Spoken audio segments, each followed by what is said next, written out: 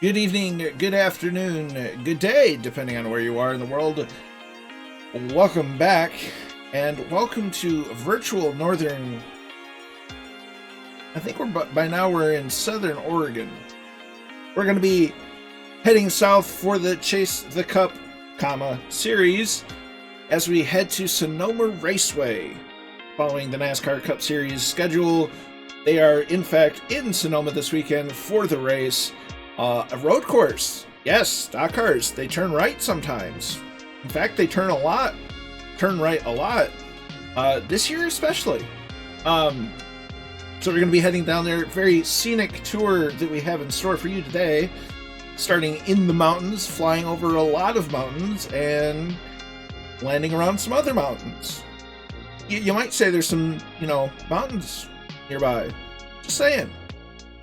So I hope you're all doing well today. Looking forward to this flight. Been having some issues with the sceneries, or with the area and stability, so we're just gonna roll with it, because you know what, it's still gonna be a beautiful flight, and we're just gonna roll with it. We're not gonna let it bring us down. We're just gonna drive on and stay positive. So we're going to head, we're going to see the rivers, we're going to see the woods, and I don't know if anybody's grandmother lives in Sonoma, but we're going to go that, so we can't live up to the song entirely. It is what it is. I digress. So, we are running live weather. It's just before 6 o'clock a.m. in the sim, and we are in fact flying the Waco, because, well, it's the Waco. It's cool, and it's in the Observer Corps livery, which is available on flightsim.to. There should be a link in, if you do type in command !plane, it should drop a link into the chat for the livery, should you want to be able to see the livery that I'm in. So we're going to go say hello to the chat and everybody in there, as we're just going to, why not zoom in? It's a nice livery. So we have Viper Strike in the chat, who is Snow's favorite tracks. Nice. Shuffle Shoes is in. Good to see you. Night Zep is here. Good evening to you as well. You're in the Ryan. Awesome. I won't be able to see you. I don't have that one yet. But it's a nice looking airplane.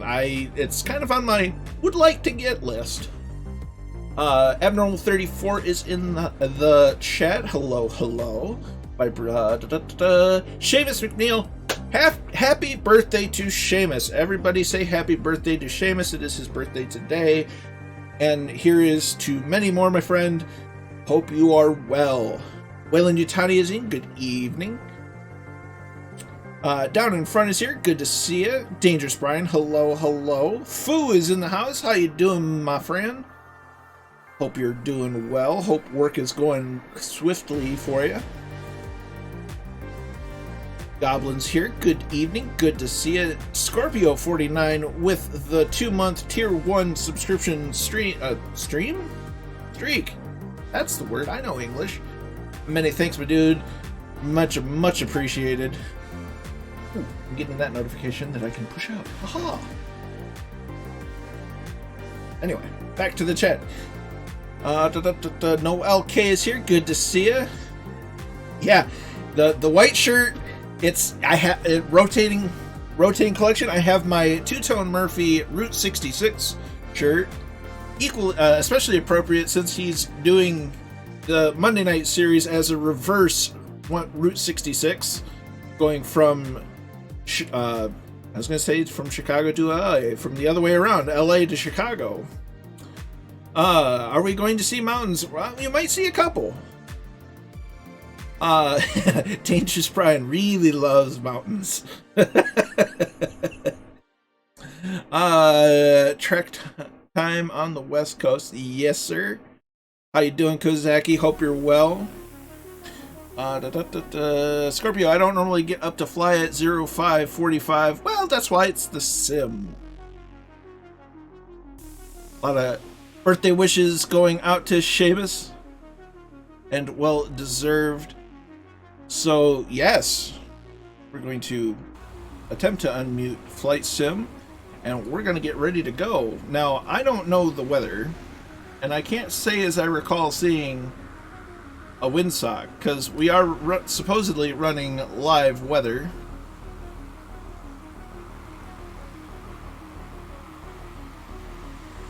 But oh well, that's part of the it's part of the simulated excitement. We've got HCBR, we've got the Thunderflies. Yeah, I'm not seeing any of them, so yeah, we'll just get her started. And I do have Premium Deluxe Viper. Alright, so we're gonna get this thing started. We're gonna... That's not the button I wanted. There we go. Open fuel tanks. We want a mixture to rich.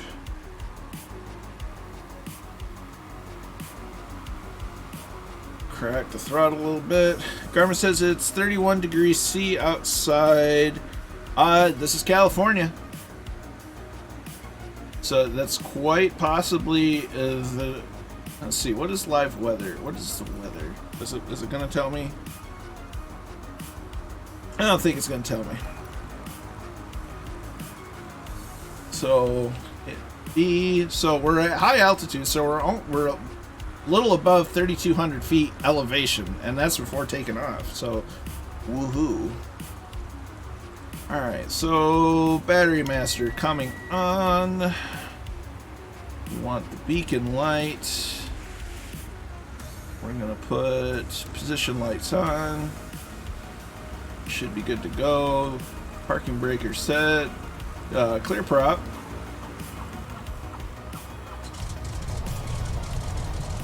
There we go. Turn on our alternator. Avionics come on. Turn on our transponder. Taxi light comes on. Position lights are already on. We're ready. Night. P2P strobe light. We don't need that yet. We'll leave the panel lights off since we can see well enough.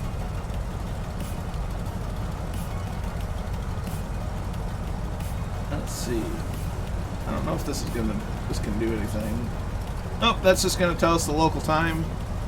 So it is what it is. Oh, there's our air temp right there. Yeah, that's reading just about 74 degrees Fahrenheit, so about 22, 24 degrees C. So it's a little warm, but it's California.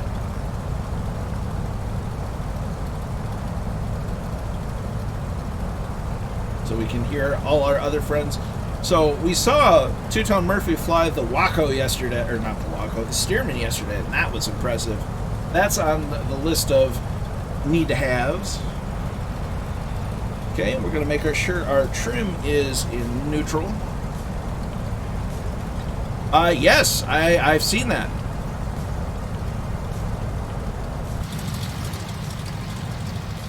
We're just going to clip the camera through the buildings, because why not? Release the parking brake, and we're going to start rolling.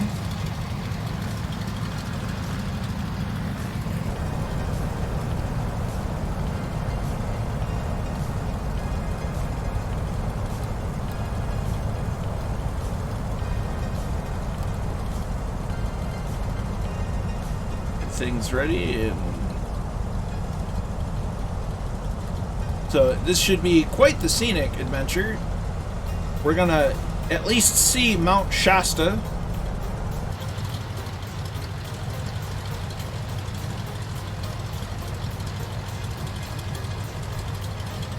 That beautiful Thunderfly livery on the MB339.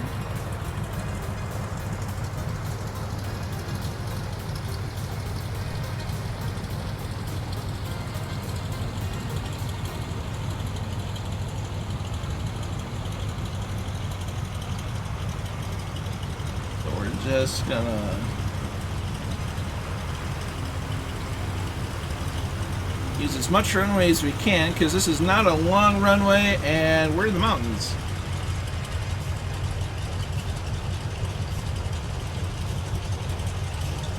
Another Observer Core Waco.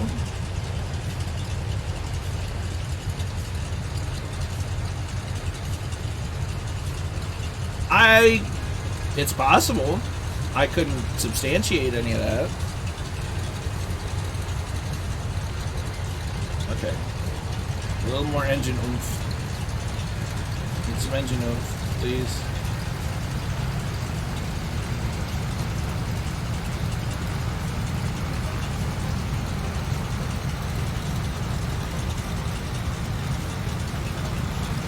And Dangerous Brian right off the bat. Oof.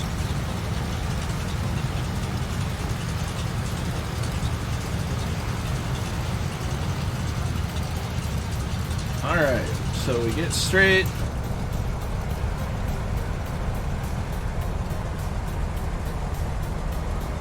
Unlock our tail wheel.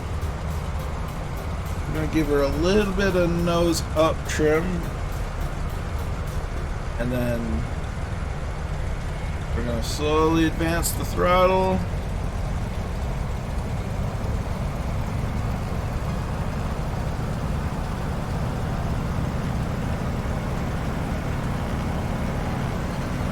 Light pressure on the stick, back pressure on the stick, I should specify. Because by slowly advancing the throttle, we're not letting the torque just kind of swing for the fences.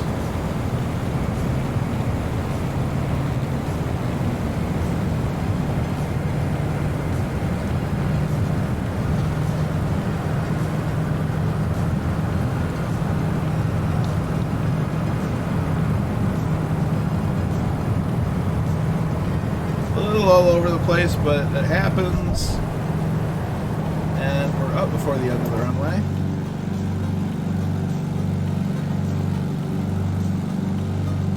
Mind the trees.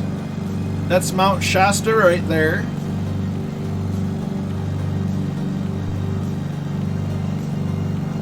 I believe. Matt.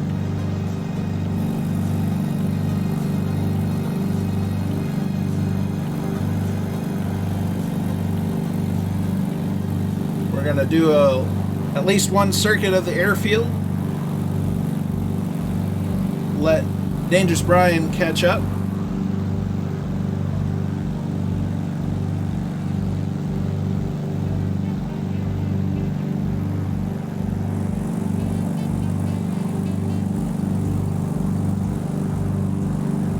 We can already see that the world is brightening up. So we'll keep an eye both on the fireflies taking off, and we're going to be watching for that beautiful sunrise.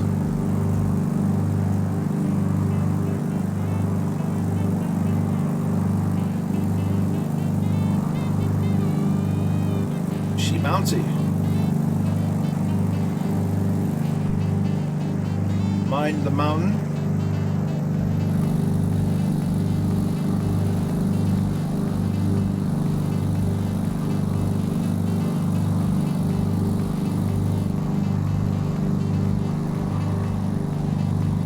Probably neutralize the pitch trim for right now. Look at that sun.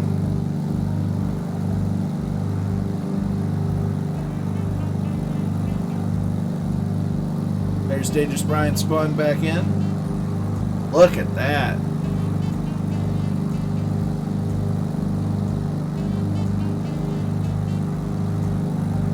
There's Arbachetta.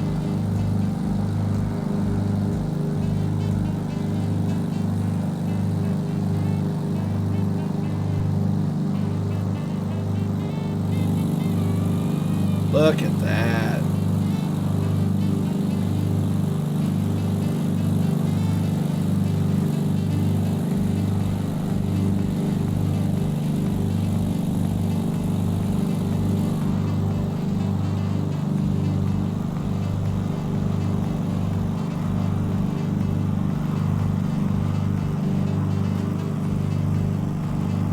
So you can see just how small this little airstrip is.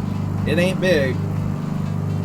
So best of luck, Thunderflies. You're going to need your short field takeoff procedures handy.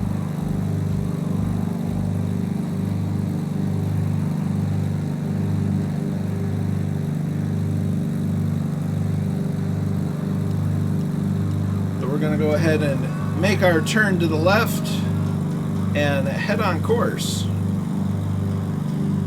as we fly over the beautiful mountains of Northern California and Southern Oregon and make our way down south towards Sonoma.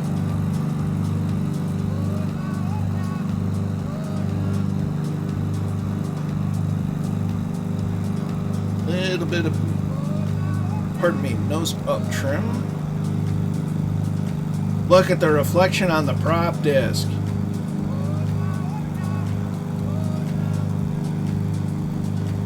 And the shadows. Look at that. So yesterday we had a wonderful flight with Murph. We went to from Gillespie, south near San Diego, flew to Catalina Island. I kind of flew on my own a little bit, in the sense that I flew VOR to VOR, no magenta line, using the skills that I learned watching the Flying Fabio. And wouldn't you know it, the skills work. The way he teaches is so awesome because I like to call it edutainment, because it's educational, but it's also very entertaining. So I think it's a great way to teach, because it's both entertaining, so you're captivated by it, but you're also learning something, and the lessons stick. It was great, but beautiful country down part of the world down by San Diego. Yeah, and I did the best I could to replicate it on the Kia Optima for iRacing. I haven't put it on the Mazda as of yet.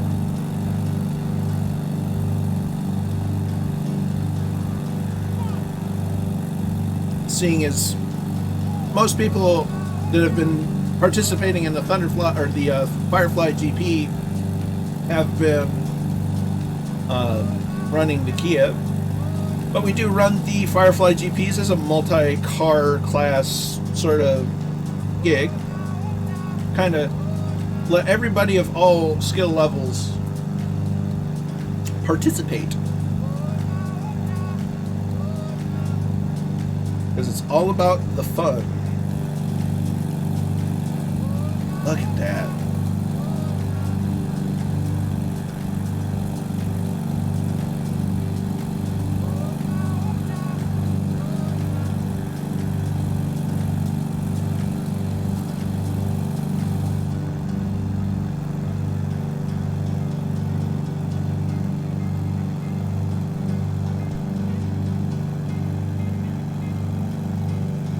More nose up trim.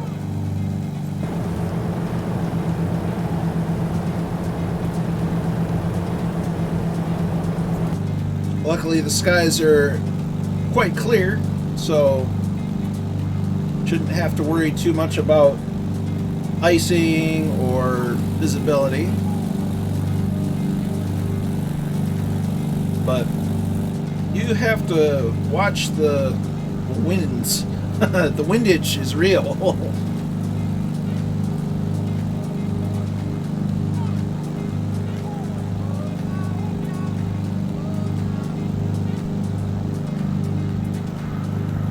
Look at that.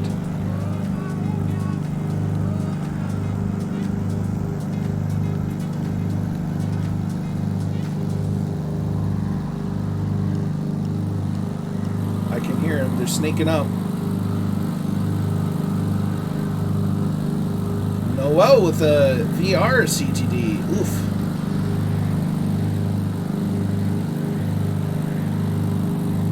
Oh yeah, it was throwing this around. The lighter the airplane, the more the wind will throw you around.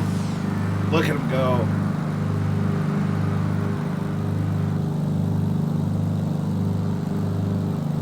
Yeah, batten down the hatches, man the top sail. Or is this the wrong game for that? May have mistaken it.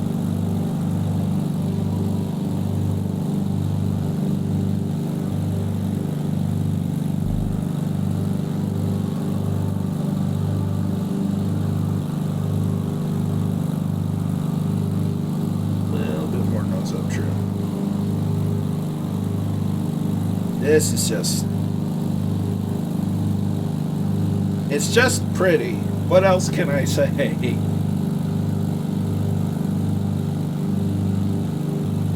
You know, so I'm getting closer and closer to organizing my vintage aircraft fly-in, or vintage aircraft flight night, because there's more and more vintage style aircraft coming in. We have the Ryan, we have the non-Blériot, we have the Blériot. There's a French plane that's called the Blériot, but it's not made by Blériot.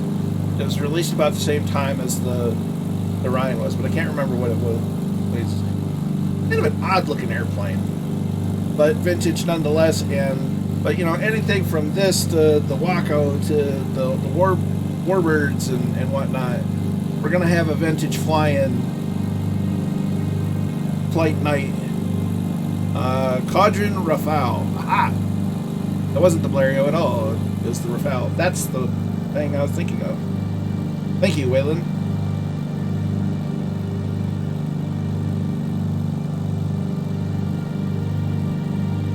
Look at this.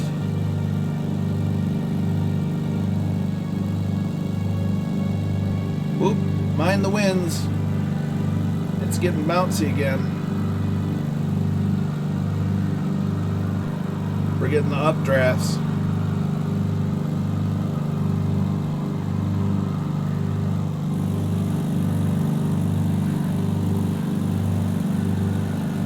That's the one, Goblin. Okay. The Fireflies will show up. I need to watch for mountains.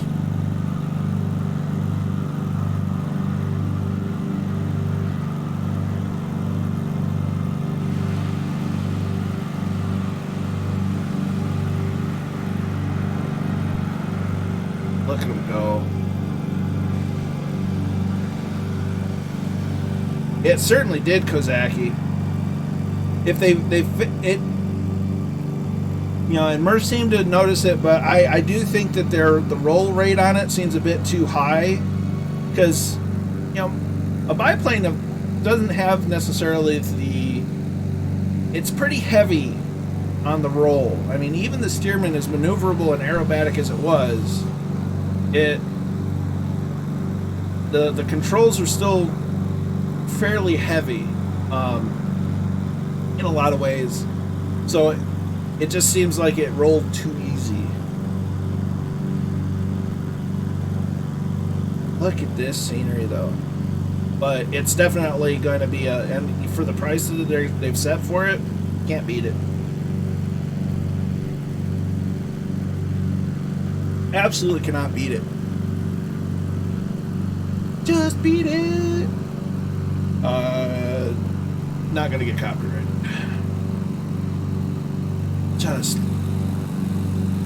This is just a lovely area to fly in. I'll be honest, when I made the flight plan, I didn't anticipate the mountains being what they were, but ta-da! It's like it worked out.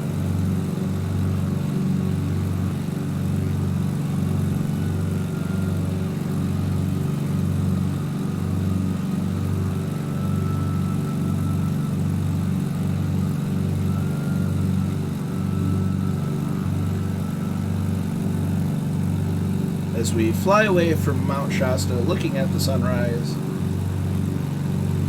It sure is.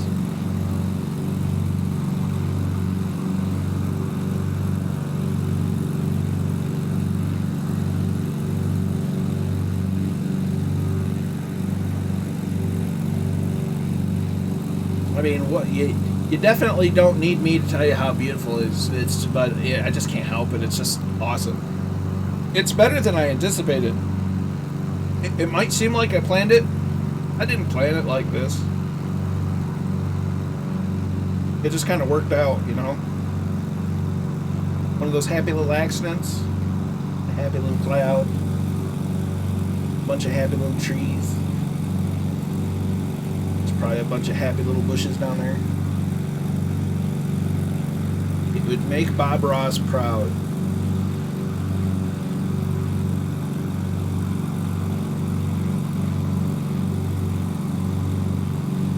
tops it all off is being able to do it with friends.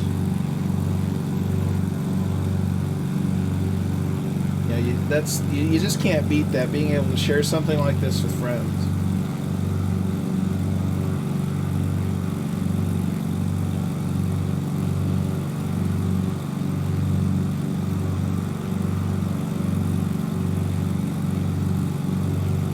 Trying to keep her straight.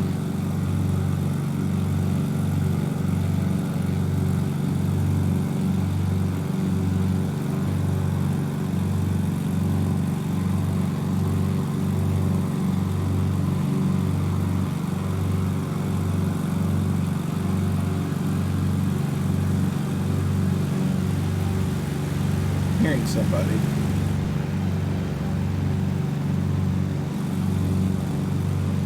Ah, there he is. There's Ranger Brian. Okay, we need to turn right-ish.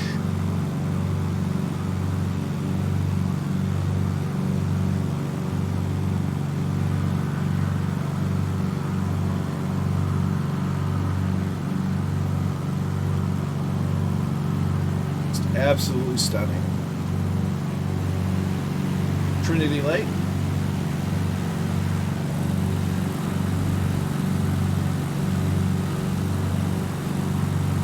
There's Wayland. Scorpio. There's the Thunderflies coming around. Ah.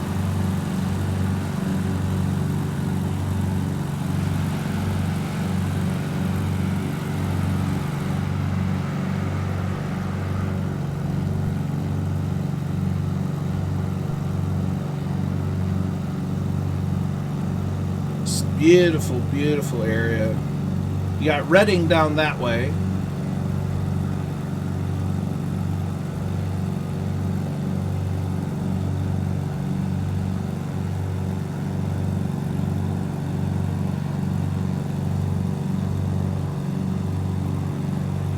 And I just like the observer corps. When it comes to biplanes and getting a nice U.S. Navy or even Army livery, it just, they look good. They just fit biplanes so well.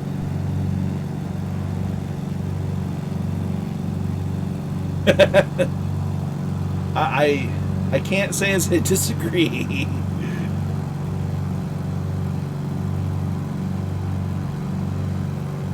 That's all I'm going to say about that on stream.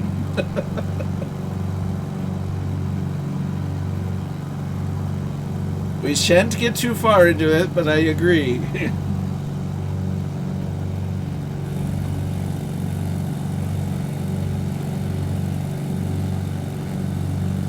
Oh, I thought it froze for a second. Woo!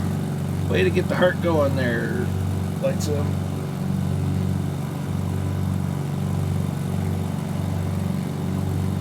I swear I read out Scorpio's sub. If I didn't, thank you. Speaking of, Goblin with the tier 1 for 5 months. Many thanks, Goblin. It means a whole lot to me. Look at that.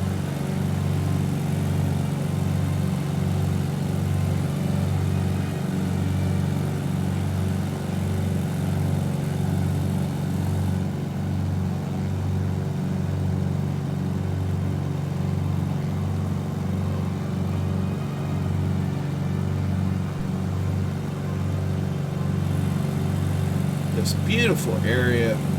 Just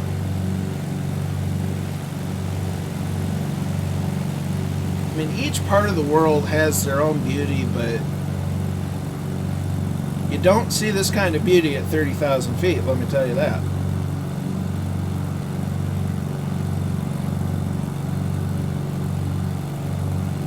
You know, I love traveling in the nooks and crannies of the world. Don't take that out of context. But, you know, just the odd places, you know, the remote areas, the places that are only flown over by tube liners, because you really get to see the perspective of the world, not even just the country, but the world, and it's mind-blowing. that our world is so beautiful, and you know, we now have a sim where we can explore it and see it for what it is. Good evening to you, 6 Knots. Hope you're well.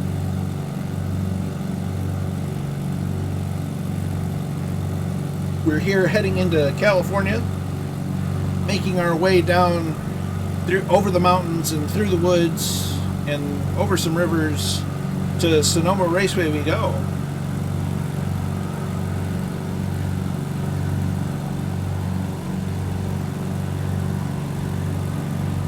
Yes, you do, Dangerous. Yes, you do. You know, and I'm not knocking people that like to fly the tube liners. You know,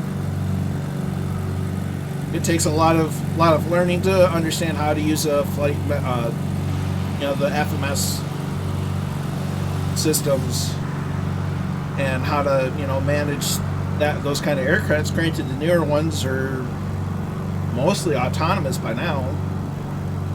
You know, so they have their own skill set, but they fly so high that they miss out on all the beautiful scenery down here. Really, Zep? I would have thought the Rhine would be the same speed or maybe a bit faster than the Waco. The Waco is not a quick airplane.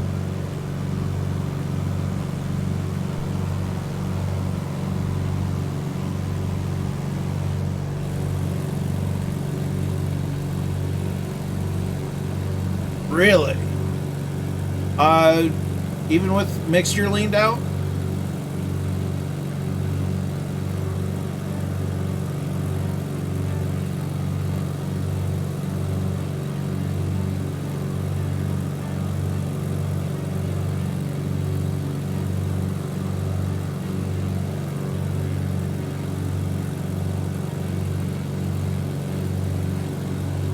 Speaking of,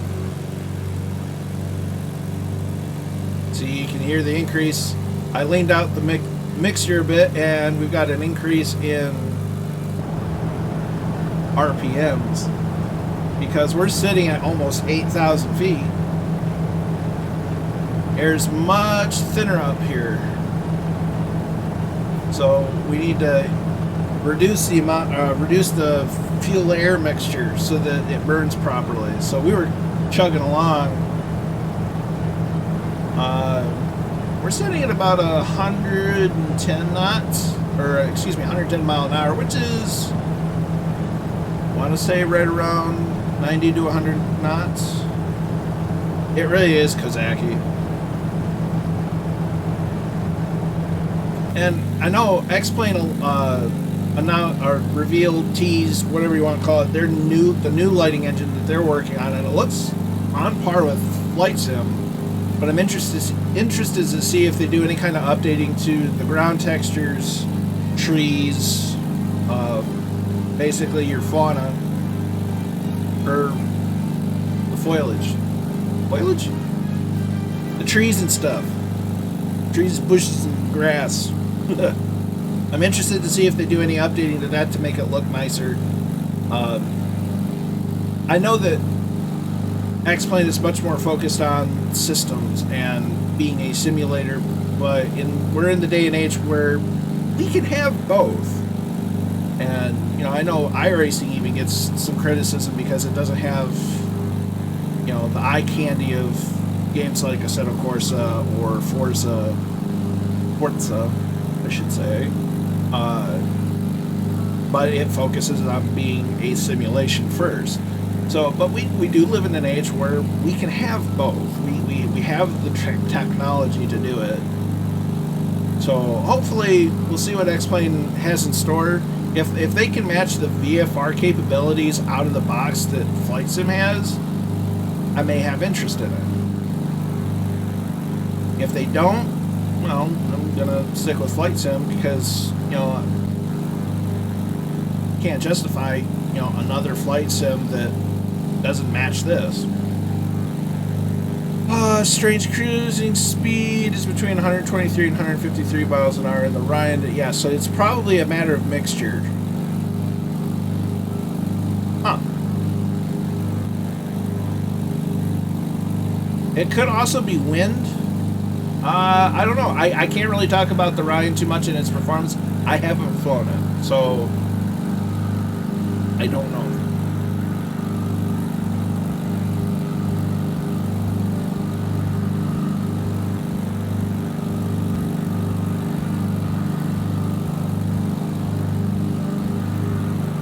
Well, altitude, we're about 8,005. Should probably start bringing that down a little bit. Two-Tone Murphy's in the house. How you doing, my friend?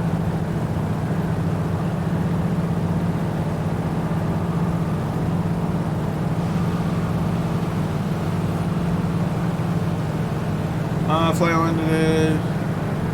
No worries, Allison. Good to see you in the chat, though.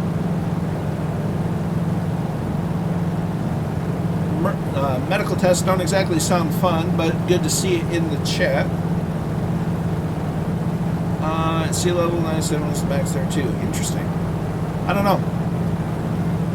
I don't have any experience flying the. Oh gosh, Allison being a legend right off the bat, gifting 5 tier 1 subs to the community. Going out to Steve Solo UK, HCBR 1100, Bodep, Erlansky, and Kirkness. Many thanks, Allison, you legend. Much, very, very much appreciated. You are an absolute legend.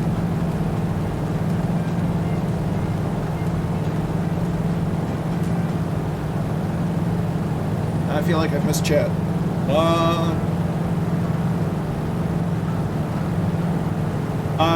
SI-120 is now following. Many thanks.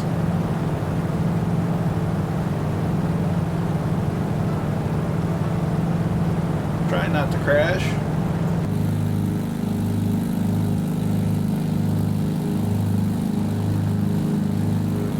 There is Rogue Wolf Gaming. Good to see you. Well, it looks like it, but it isn't. It doesn't. It's a similar kind of plane that you could use for crop dusting. It's the Waco YMF-5 biplane. They're actually built in Battle Creek, Michigan. Got the clipped wing spit with us.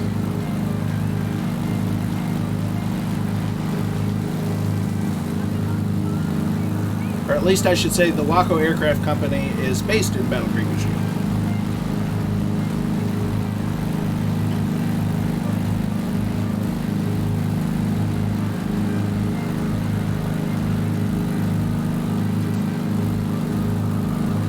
Yeah, Murph would have a better idea of the Ryan's performance than I would.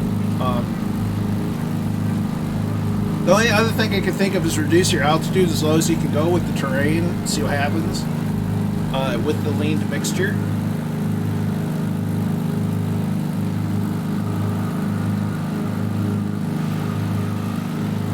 And Thunderflies.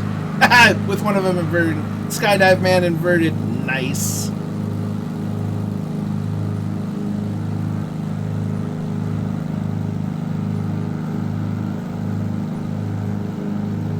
I think I put my wristwatch on too tight. There we go. Negative Ghost Rider, the pattern is full. Those foo are the Thunderflies, the in-house demonstration team of the Two-Tone Murphy Flying Circus. They do a phenomenal job. 7-knot headwind at this height. Yeah, that'll have a small effect.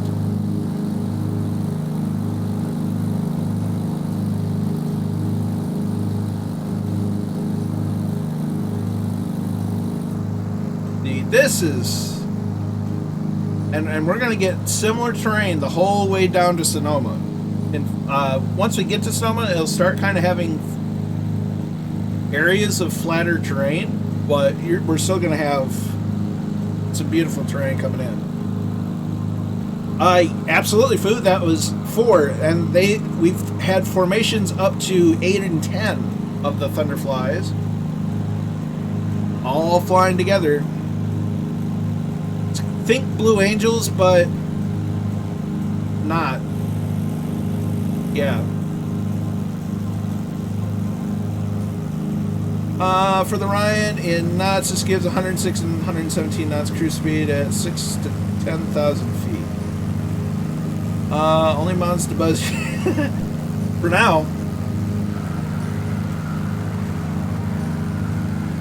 So yeah, there's 4 of them right now. Let's see, we've got Masonic Lake's in there, Steve Solo UK's in there, Mark 362, Keith O'Farrell with the follow. Many thanks, dude. Masonic Lake. I want to say HCBR 110 or 111 or 1100 was in there.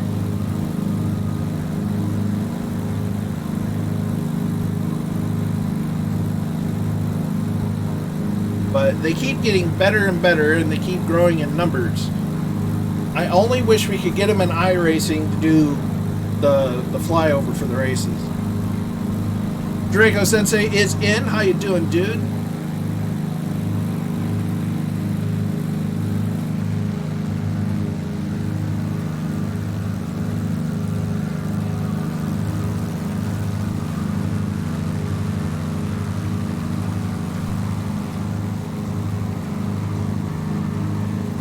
Oh, really? Well, that's pretty neat.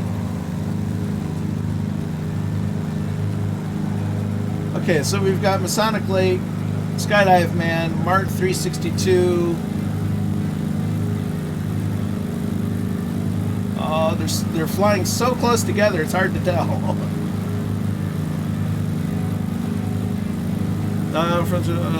That's awesome. Well, I know that because the Thunderflies fly the MB339, which is an Italian training jet. Just made it home from work, took some time away from. That's not a bad thing, Draco. Not a bad thing at all. I kind of did the same thing as, you know. Okay. Wandering a little. Dougal's in. No worries, Dougal. You take care of yourself. We all know that you're going through a lot, and we're just happy to have you here.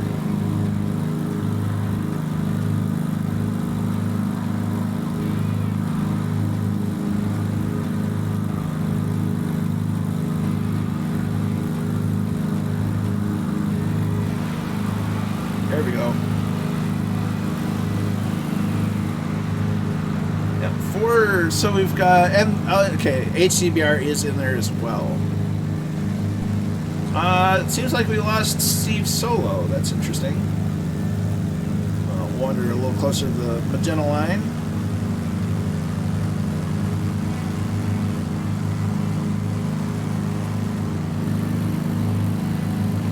Wayland over there.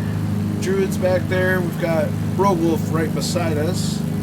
The Cauldron Rafale is faster than the Ryan. I tried it yesterday, got 110, 120 knots, not too high. Down in front, Kozaki, Count Zeb, Scorpio, Viper Strikes. There, those are the Thunderflies. Aha, gotcha.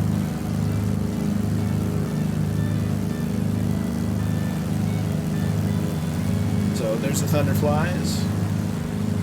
Got Commandant Muttley out front, Dangerous Brian out that way.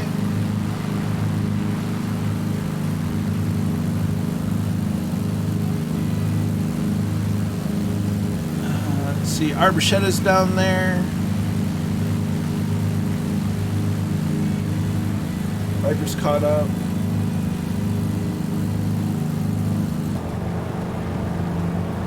And see, the inside, it has a nice wood panel on the front of it. Isn't that nice? Isn't that lovely? And it has a spot for the second person. We just keep it covered because it makes the visibility so much better out the front.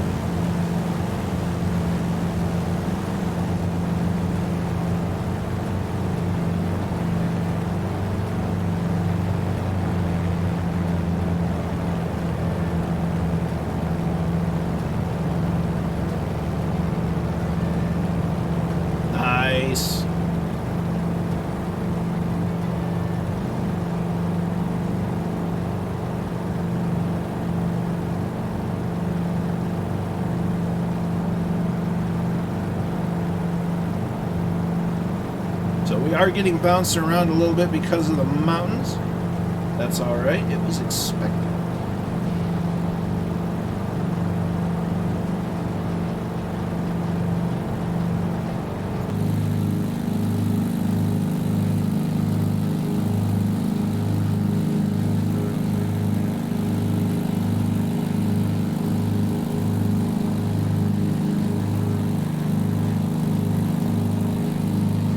Just absolutely stunning.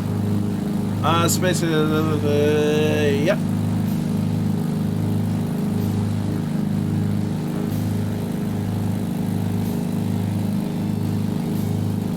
Gabu's back. I even saw you in Murphy's stream yesterday.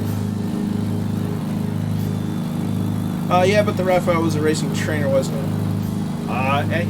With 2 seats, it had to have been a trainer. The Ryan, as configured, is the racer version. From what I could see, the Rafale it had the 2 seats, so it makes sense that was a trainer, racer trainer. Yeah, that makes sense, I think.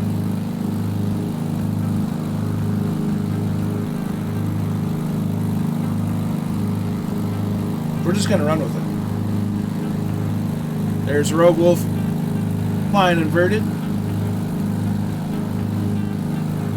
You know, keeping up international relations. Just be careful, the Spit does not like flying inverted. Sport aircraft and document. Yep. It's very sporty.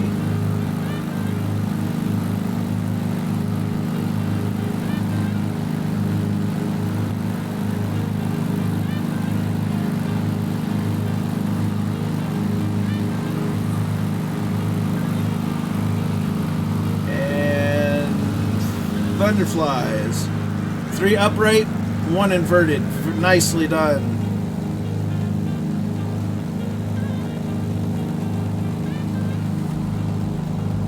And to be fair, I find the road quite... It's definitely a unique looking airplane. I mean, it was the golden age of aviation. So designs were kind of all over the shop. You know, especially when it came to monoplanes. Monoplanes were fairly uncommon in the 20s and 30s. Aerodynamics at that point in time were barely 20, 30 years old. So biplanes were generally considered the easiest to produce and work with, just because you had the 2 wings. Monoplanes were with the single lower wing, whether low or high, were still being kind of figured out for the most part. Chilled Corky is here. Yep, we're on our way to 41CA. And you're not late. You arrived exactly when you needed to. So don't feel bad.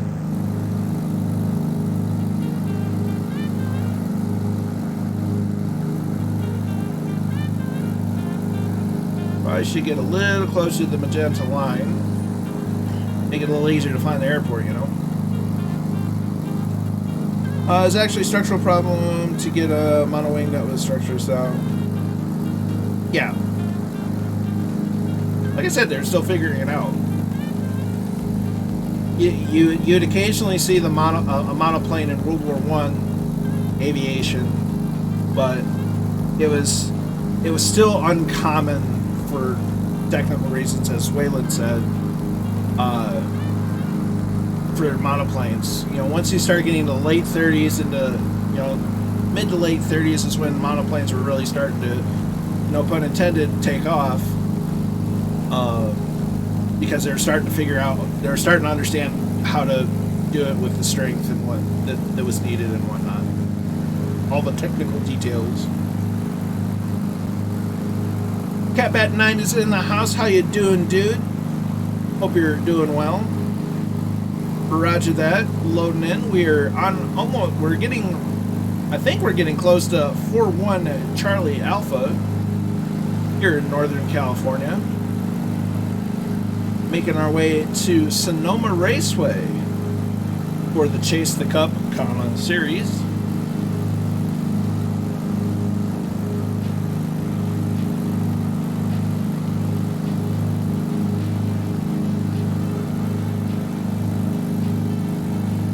So I think this is going to officially be the first road course that we've flown on for the NASCAR circuit. Engine became powerful enough to, yes.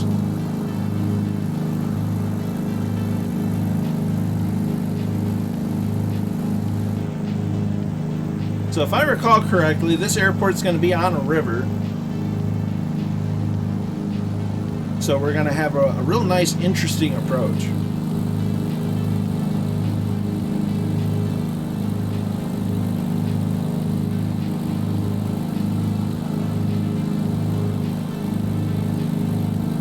Just absolutely beautiful.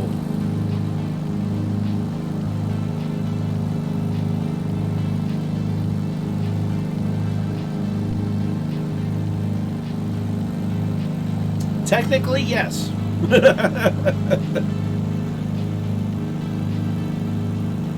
I think it's a little bigger than the airport that we took off from, so bear that in mind.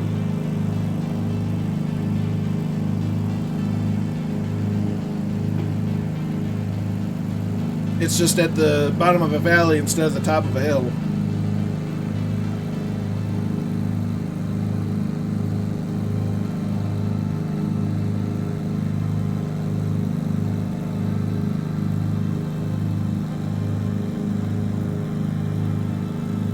Landed several times. Oh no. Oh dear.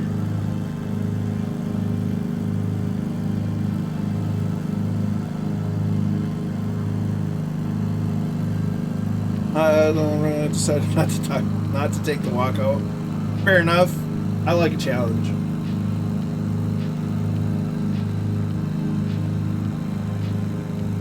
Negative. Should be 4-1 Charlie Alpha.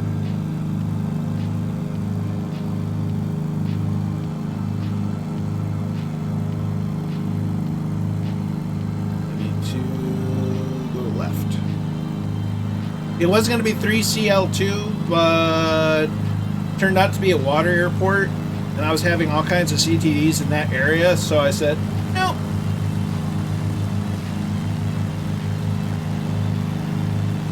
But I'm pretty sure that I've updated everything, the flight plans and all, to reflect that. If I missed something, I apologize. That's fair.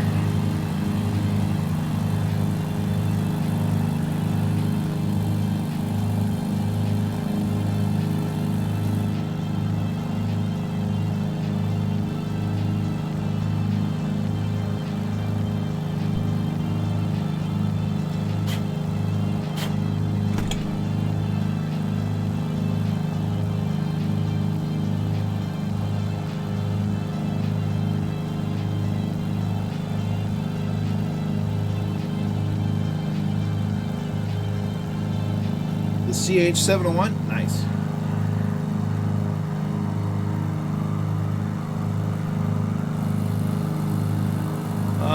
It's not so easy to land the walk. It's so easy. Yes. You aren't wrong. But I just noticed that I am at full rental power. So, oops.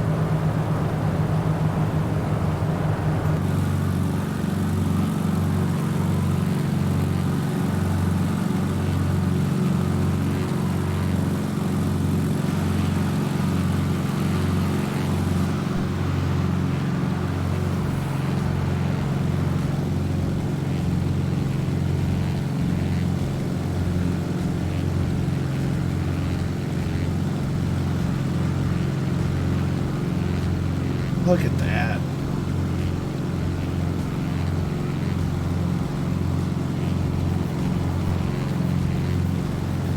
Oh, I need to go the other way. Never mind.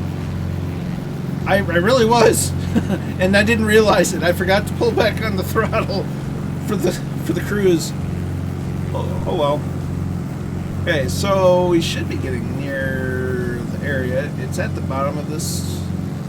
Ooh, this is going to be really fun. Woohoo! Woohoo!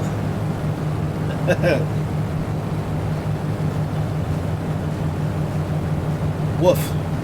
So, yeah, I think that's it down there. So, yeah. We're going to start approach. We're going to reduce our throttle.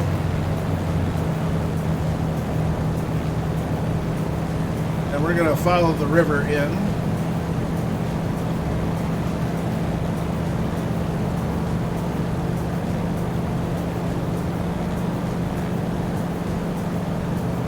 Keith O'Farrell with the follow, I see. Many thanks.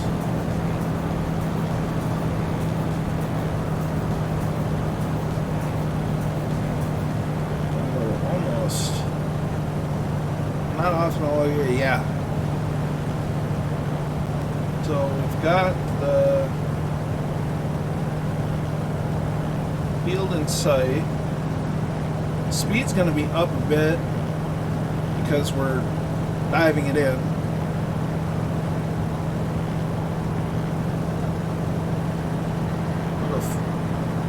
Pull the mixture way back to idle.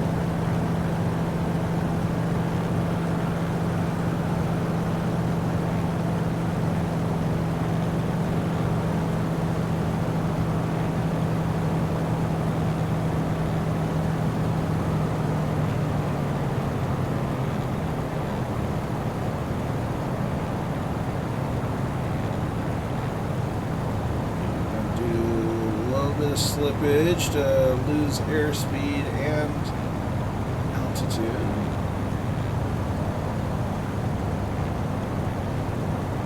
Slide over a bit and run in sight.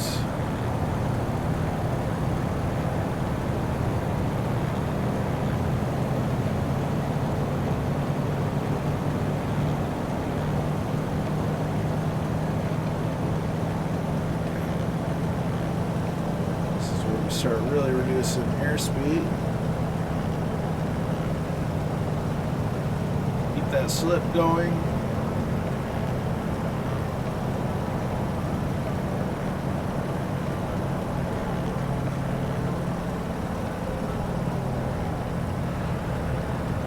Lose some airspeed.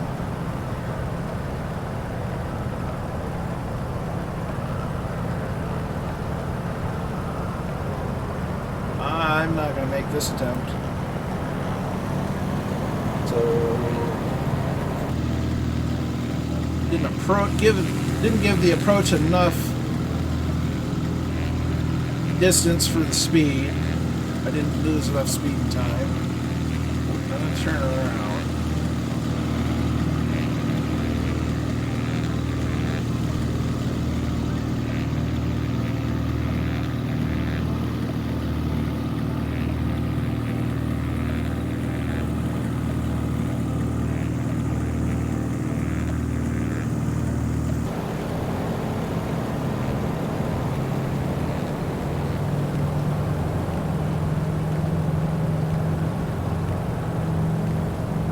Not now, Nat. Enough power to get over the trees. Reduce power.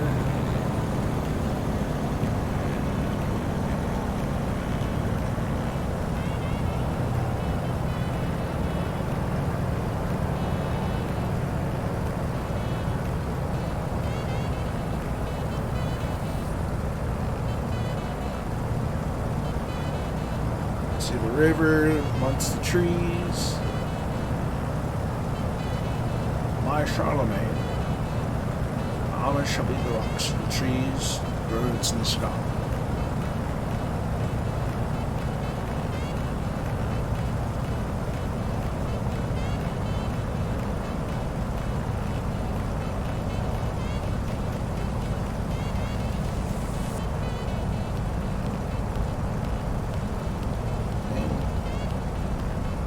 Airfield in sight again.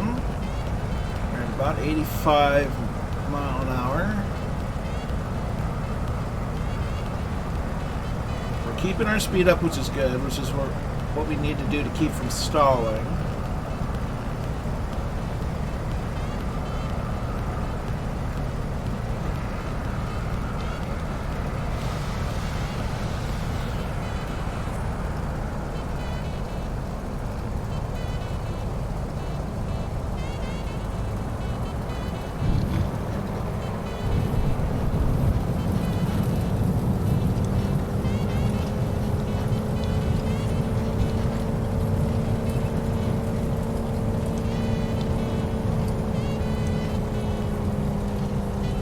How about that?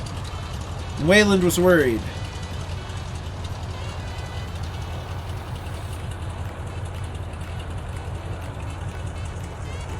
Woo, we did it. How about that, folks? Oh! Into the building. No, so we're going to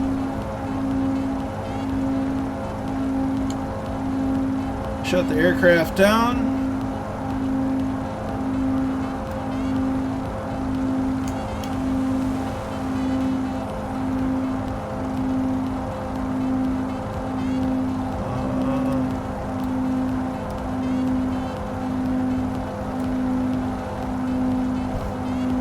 All right. You have a good one, Wayland? We're gonna watch some... That's not the window I wanted. Speed. Yeah, airport is perhaps an exaggeration, but it's a challenge, that's for sure. Best of luck, Thunderflies.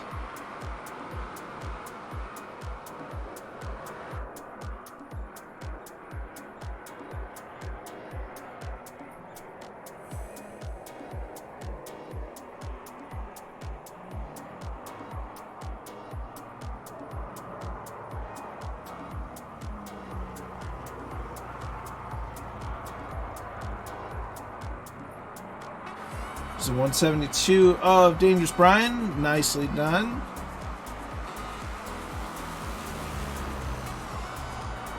Another 172 of Down in Front. We've got Skydive Man coming in at the...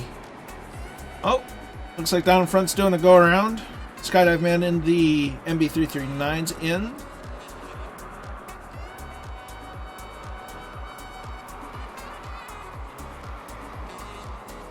Now, I don't care who you are, this is a bush strip.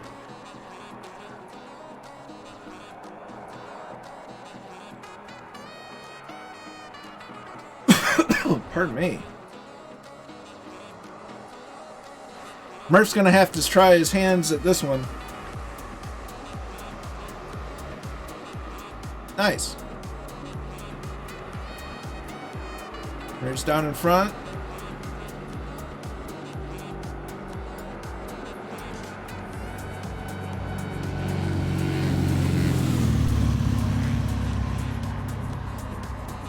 Looks like the Seneca, Draco.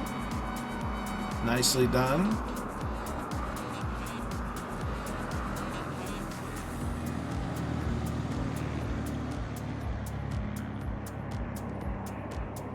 Oh, there's another Waco going through the trees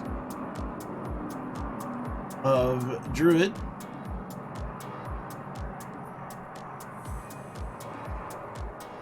Nicely done.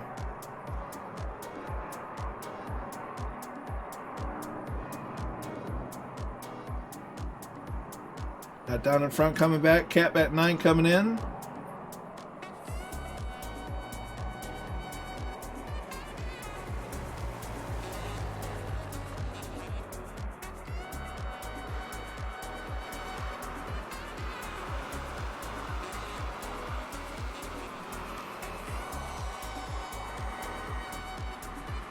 Ooh, Catbat. Ooh, hold on to her.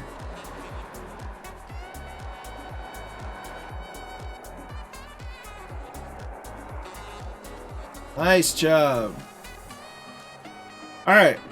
So I'm going to go ahead and reload. I'm going to switch to this screen. We're going to go back to the main menu, restart the sim, and then load in the next leg of the flight plan, which takes off from 41 Charlie Alpha and goes down to Kilo Uniform, Kilo India.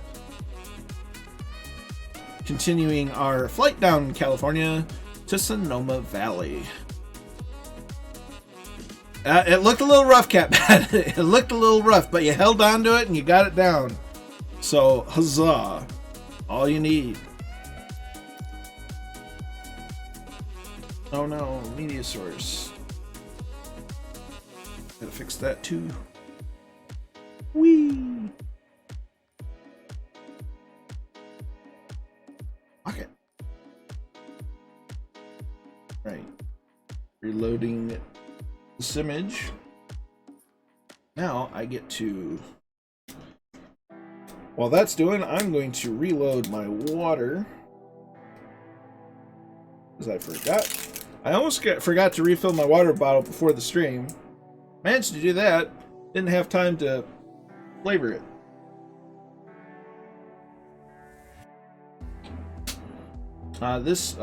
Today's flavor is Mio Vitamins. Oh, you can't see any of that. That's fine. Mio Vitamins Orange Tangerine.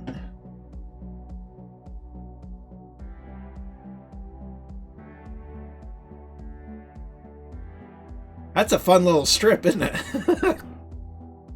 Taking off's going to be interesting too.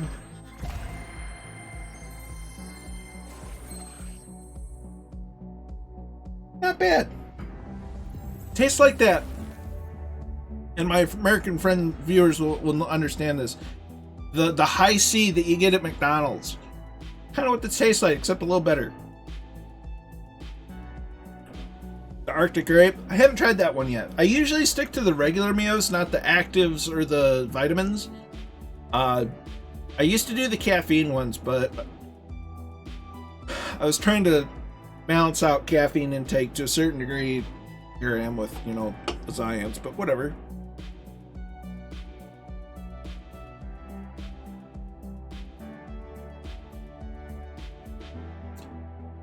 That just a tad.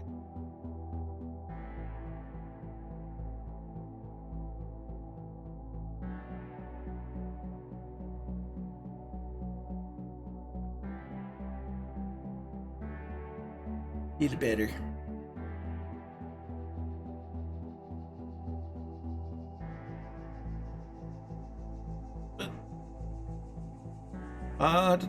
Allison's back. Good to have you back. I'm just waiting for the sim to reload and load in with the next leg of the flight planage. So Murph has announced the leg for tomorrow night. And by leg, I mean stream. It looks like we're heading to Japan and doing some island hopping in the south of Japan for some landing challenges.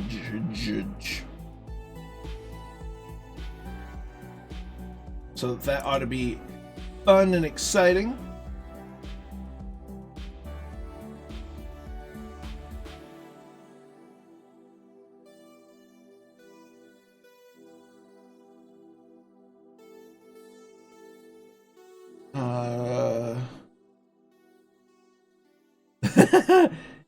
You say that now, Murph. You say that now. Should we start taking bets on whether we get keyboardage and guitarage tomorrow?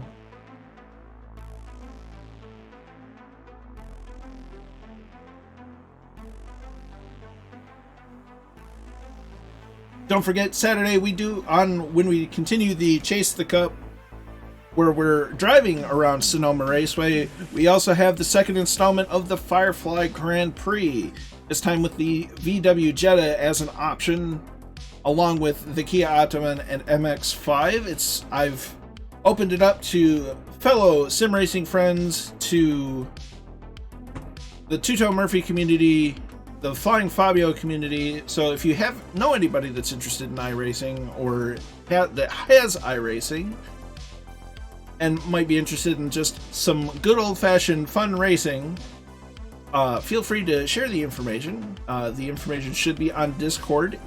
I will be making sure to post it again tomorrow evening after Murph's stream, just so everybody has a good idea of everything. So look forward to that. Last week went better than I had hoped, so I'm hoping that it goes well this second event.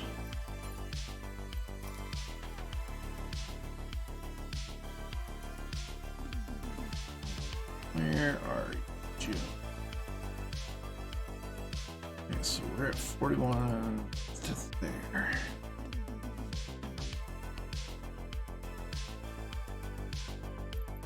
Okay, there. Balance. No, that's not what I wanted at all.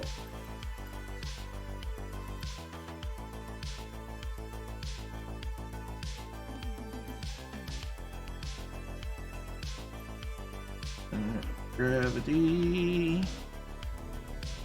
Uh-oh, somebody's doing something. Catbat9 with the legendage, gifting out tier 1 subs to Gabo Likes Tacos, Draco Sensei, Kenny Gua, Mr. 90, and Rad Pilot Randy. Many thanks, my dude. It's very much appreciated, and I'm very humbled by it, so many thanks. Believe me, I am working on getting the flight back up and running. Okay, so flight conditions.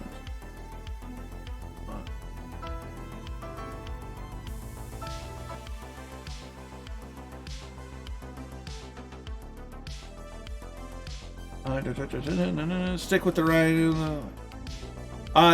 Nights Up. It also had to do with the fact that I was accidentally on rental power, so oops on my that was my B. So I won't have it. I won't have it on rental power this time. I promise. All right, so that's it. That's it. That's good. Hit that button.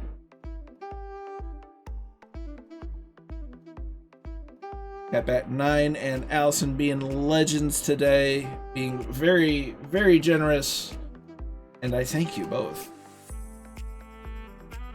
So welcome to all the new subs.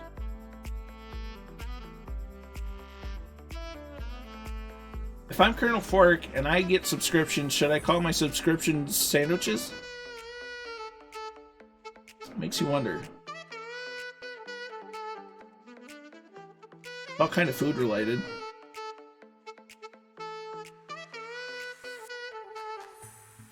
Things that make you go, I make myself go, an awful lot. Alright, so we are back. Look at the scenery though. Isn't it just grand? Kingsman 9965 is here. Good evening. Good to see you. Hopefully I hope you're doing well. And keep it in there. It's good to see you in the chat. Alright, so we're going to get our Waco ready for takeoff. So we're still at 2,500 feet elevation. Not anything by water. Ooh. Ouch. Anything but water. I never had a procedure like that. Then again, I don't think I've ever had that any kind of major procedures at all. Too difficult to land such hard terrain. Need more training. For this bush trip, we'll take a bush plane. There you go. It is. Once you're down, everything's grand. It's getting down that's the problem. Okay, so fuel, battery on, beacon on, mags to both. We're gonna turn our position lights on, taxi lights on, and clear prop.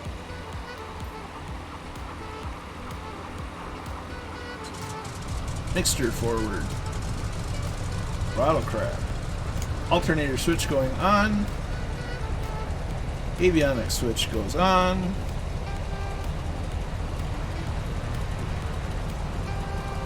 Kingsman, it's Seamus's birthday, so happy birthday again to Seamus. Turn on our thinger. Transponder, that's the word. Given the nature of the field, we're just going to go with the landing lights and strobes right off the bat. I'm going to release the parking brakes.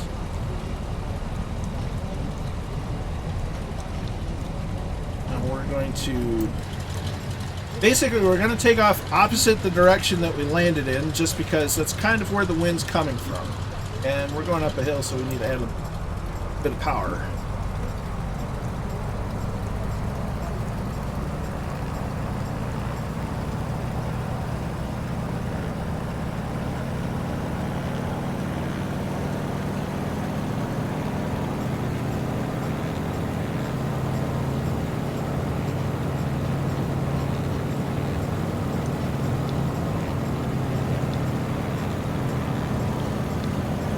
Ooh, dear. That's not good.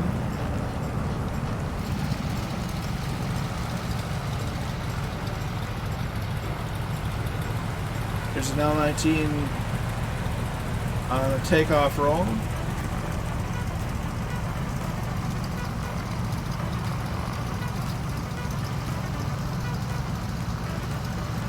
There's Commandant Muttley. Thunderflies are getting rolling. I would not blame the Thunderflies at all for even slew moding it out of here.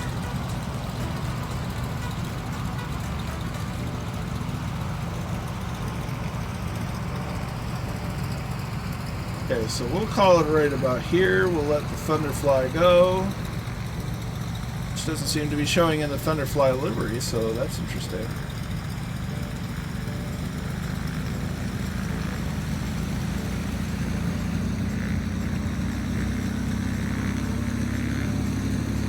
We're a little stuck on a hill.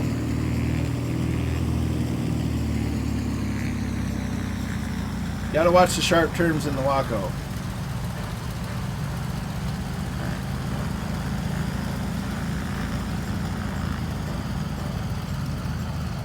Alright. So we got it lined up. We need to lock the tail wheel. Double check. Why, thanks, Kingsman. It's the Observer Core. Nice classic paint job for such a classic airplane. So stick back, slowly bring up the power, release the brakes, watch the RPMs, slight up trim.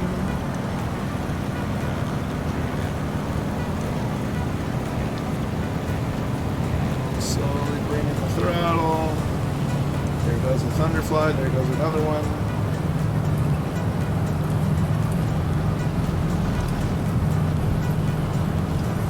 I steered right for him, didn't I? Wasn't my intent.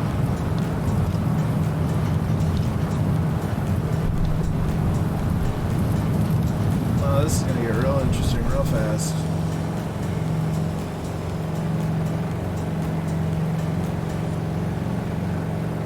We shot the gap. But we don't have a lot of airspeed right now.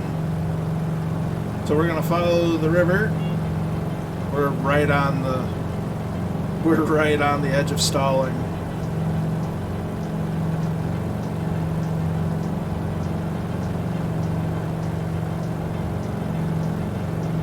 mph. Steered away from the hill.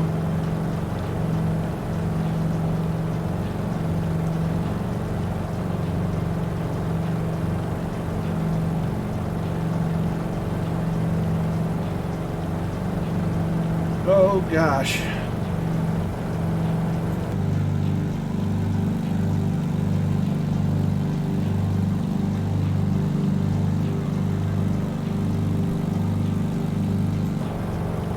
Yes, trees. We're probably going to have to clean out some twigs and leaves and stuff from the wheel wells.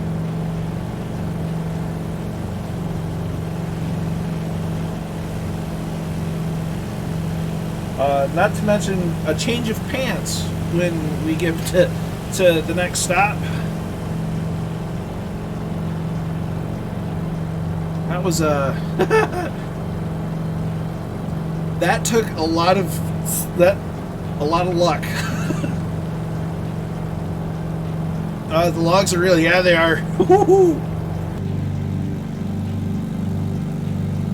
The important thing is we survived.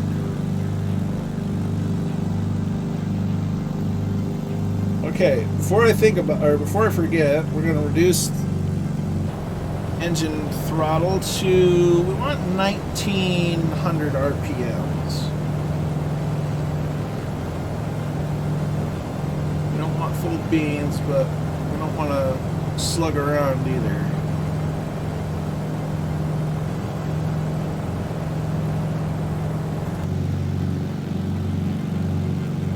Alright. It's a nice scenic little airfield, but approach and departure is real tricky.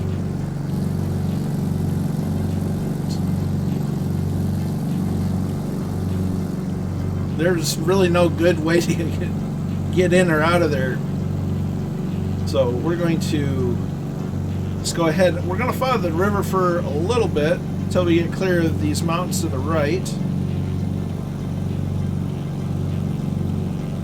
Whew.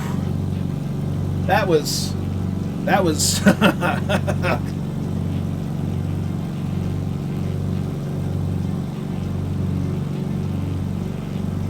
we were this close. This close. I can see the twigs and stuff coming out of the wheel wells. Oh boy.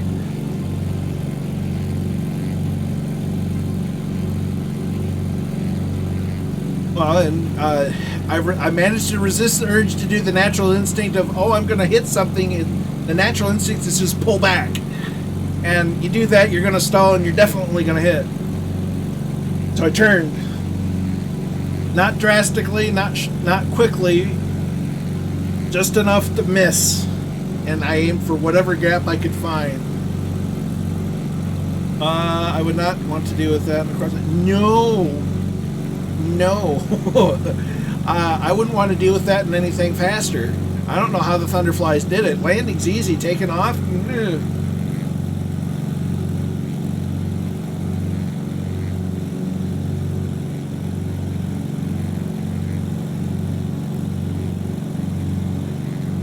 Oh dear.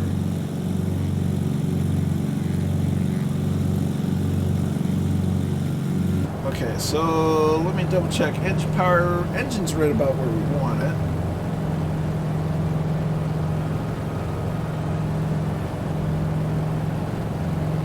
Lean in the mixture out a bit because we are at 5,000 feet. We're going to trim down just a hair. And we're going to start turning right on course. Woo! That was a pucker factor moment.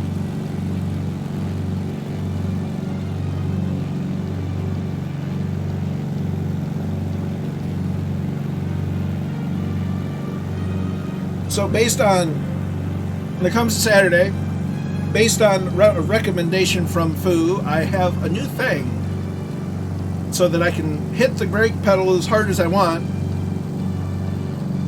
and not slide backwards instantly. So here's hoping. I got to make up for the last race. So fun fact, so a bit of a new kind of fun idea. I can't remember. It might have been Espen or Reddy that proposed the idea. But basically, whoever wins the overall race in the Kia Optima the next week has to drive the Mazda MX-5. The idea being we don't have the same winter over and over again, and it kind of rotates, and it kind of keeps that fun factor of, so that everybody gets a chance to, be up front. Maybe we don't want to show Murph that if... Oh, but we do! We got to see how Murph handles it. Because if we know that if Murph can handle it, he can handle Japan.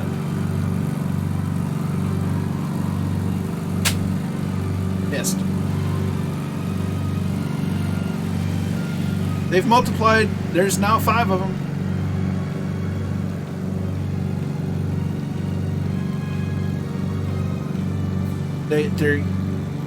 There keeps being more and more of the Thunderflies.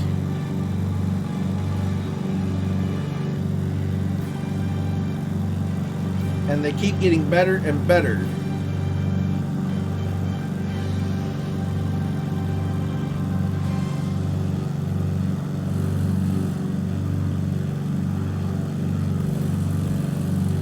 Oh man, that's the kind of takeoff and departure that really gets that adrenaline going.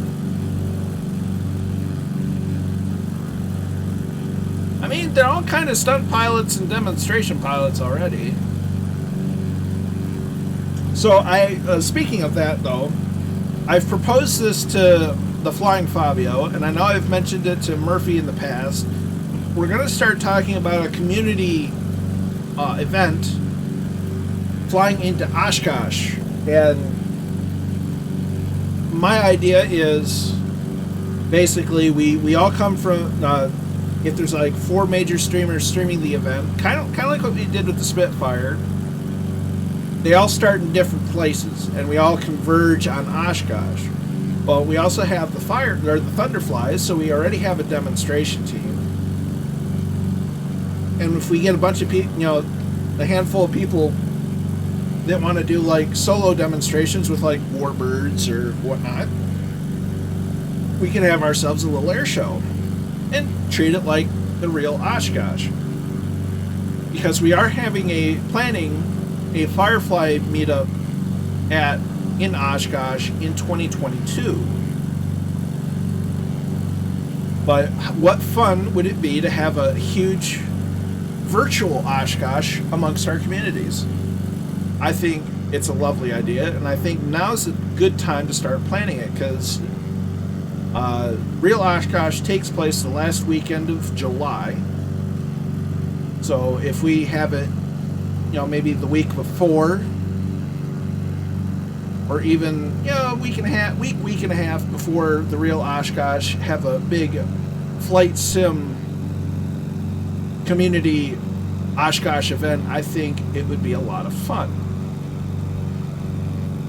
2Cast, some say the Thunderflies multiply in a single drop of water and you should not feed them after midnight. Ooh.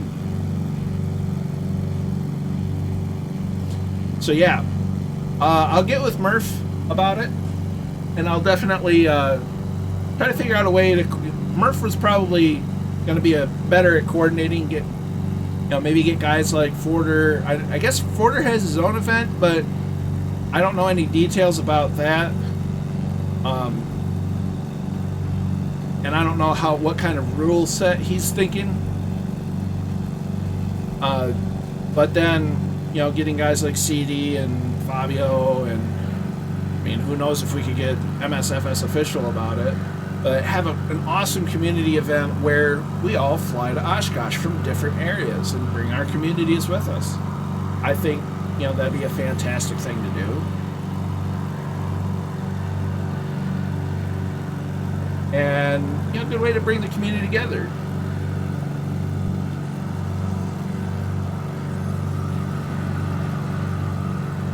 %, Kozaki. Oh, there they are.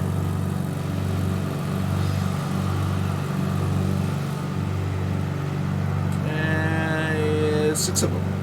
Cap at 9 has joined them.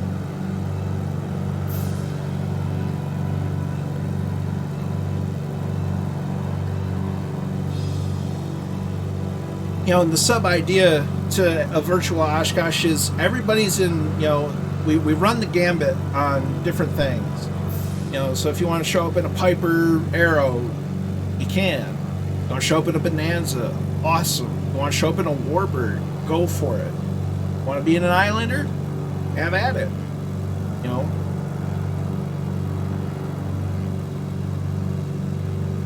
I know there's a freeware C-17. It'd be neat to have one of those fly in. And you know, and so on, and helicopters, and you name it. You know, that's the wonderful thing about Oshkosh Freewheels. There's such a variety of aircraft, from classics to modern,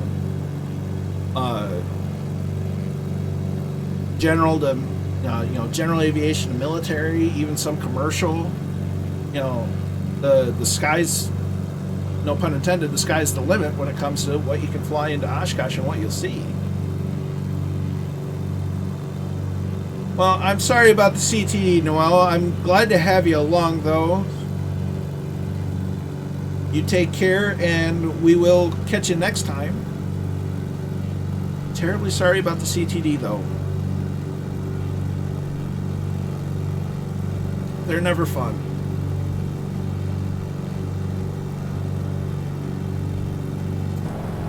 Double checking I'm not at rental power.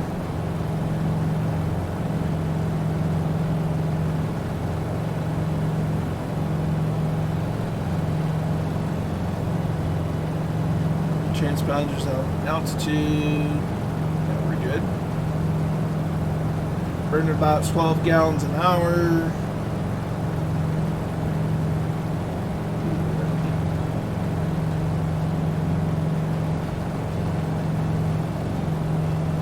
Yeah.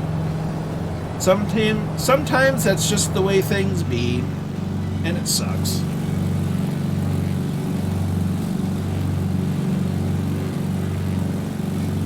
Lamorty, hello. Hope you're well.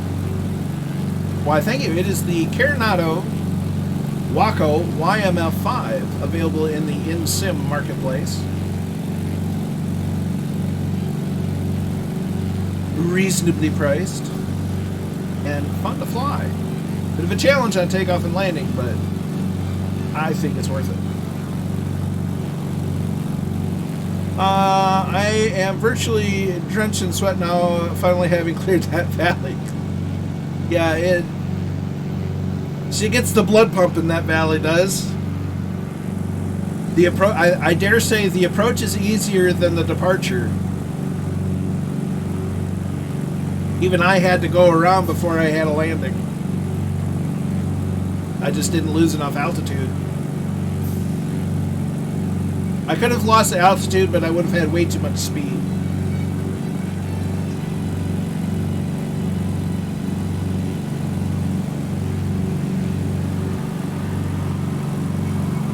Although I think my problem was the mixture. I was on full ridge. I should have been leaned out a bit, because the field elevation was 2,500 feet. So I should have had it leaned out a bit, not full ridge. You live and you learn. We made it out of there. That's the important part. We got out of there. It's kind of like Harry in the story of density altitude. He learned, not the way he should have, but he learned.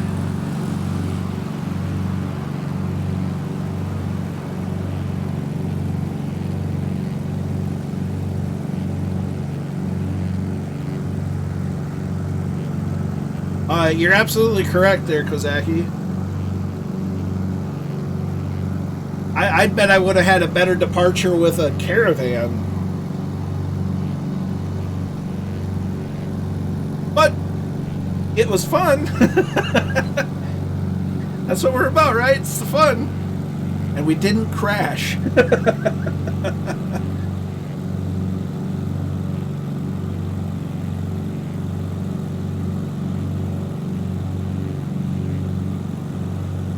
DC-3, not so much. No, that would have been way too big for that little airfield.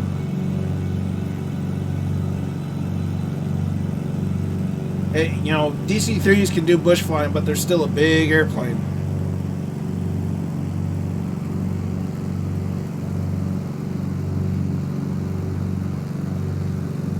Just look at the scenery, though.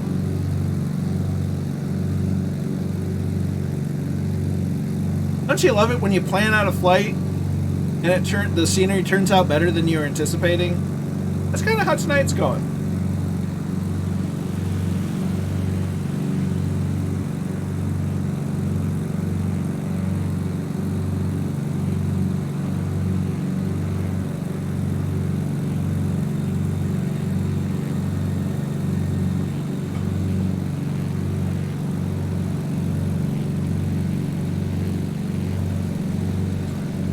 Yep, it's definitely like the McDonald's High C. Except I think I like it a little better. Oh, absolutely, Zep. Absolutely. I bet even the Islander would have a reasonable chance. The Caravan, definitely. Landed 2, but inverted. Whoops. Too much speed and brakes. Is the Waco a little faster since the update? Solid speed seems higher. That's a good question. I don't know. I don't know if it's my settings or it having been reset at some point. I've noticed that the yaw axis is very sensitive though. And perhaps the P factor is a little exaggerated. I really like the icon, the A5 as well. You know, we flew it on Tuesday and that was a fun little airplane. I did download the performance mod.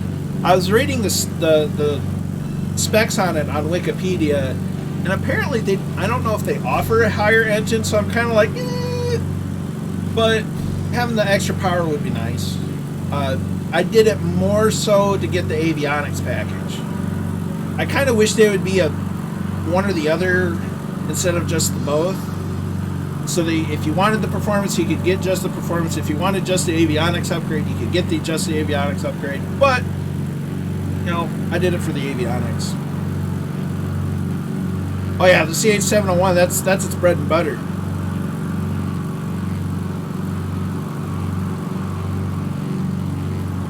Goblins in the Savage Grout, nice. Yeah, any of the Cubs would do very well at that strip. It's the very definition of a bush airfield.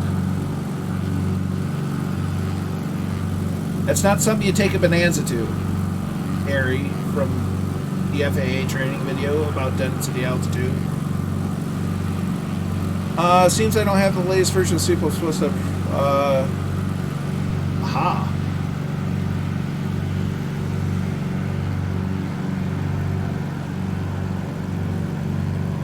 Those thunderflies go. Look at the scenery though.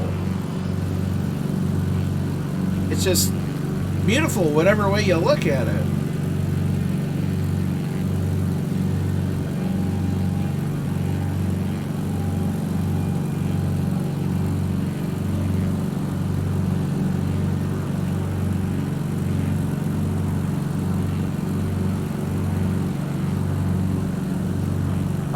DV Wizard.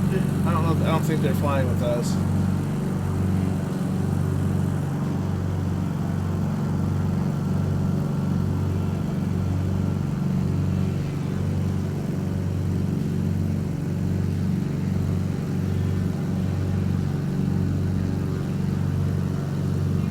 Landed in the vertical, flaps really well. That's good. That's good. Draco's thanking for the gifted sub. I can't remember, it was a Cat Bat or Allison that got you the gifted sub. I don't. Cool. My NCO for the helicopter. Ooh. Sounds like a good place to check out. So, by all means, if anybody ever has a suggestion of where to fly, toss it in the Discord. Preferably my Discord, that way people don't get lost or confused between Murph's flights and mine. But I'm always open to suggestions. I may not get to them right away, but always feel free to drop an idea down.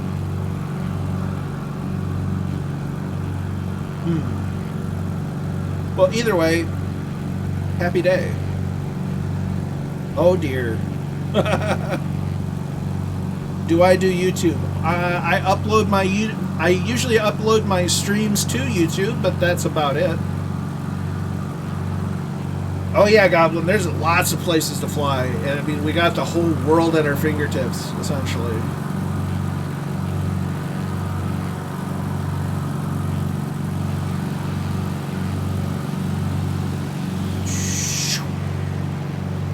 Look at him go.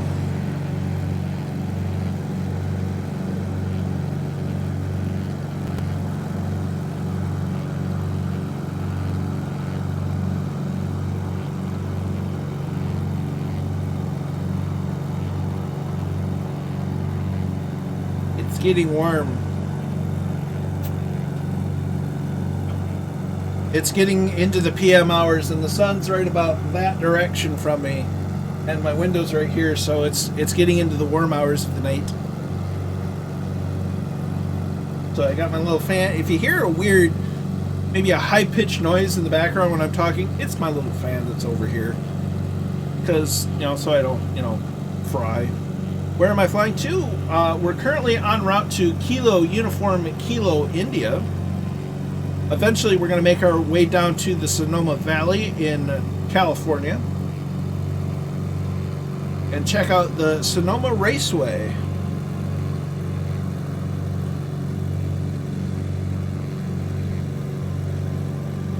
Oh, I bet.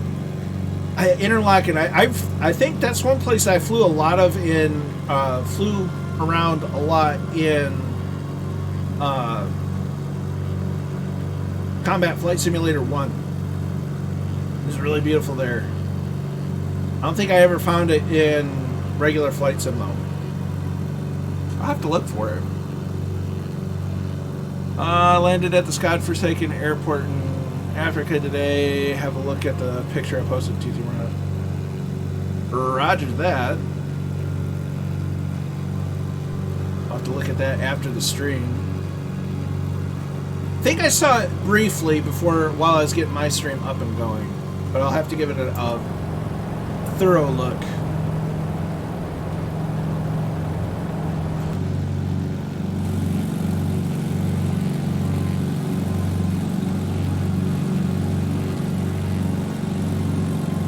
I'm surprised a lot of people fly in the center of France. This is great for push trip. Ooh.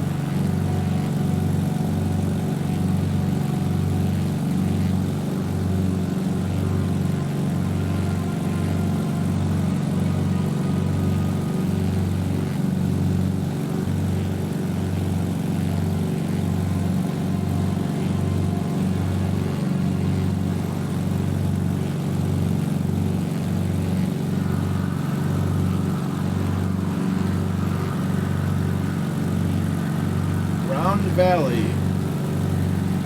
I can kind of see where they're getting it from. It's not like a perfect circle, but it is roundish.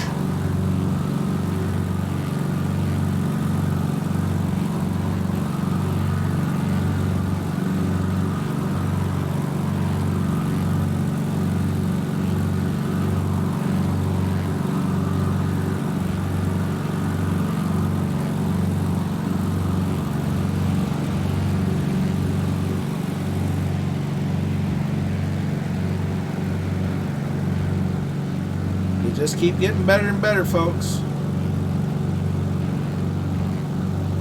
Oh, it's so good, isn't it, Kingsman?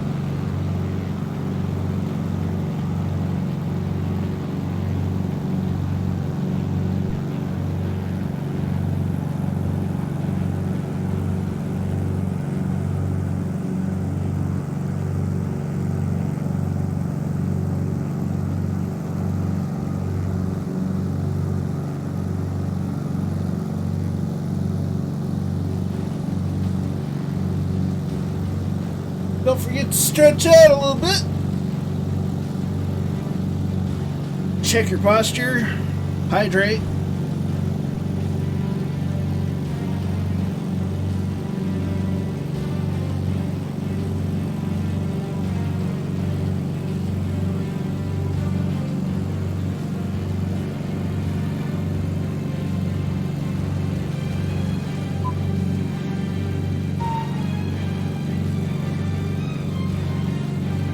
absolutely. Oh, there's an airfield right there. There's an airfield right there. That is Kilo Charlie Oscar Victor. A nice little field.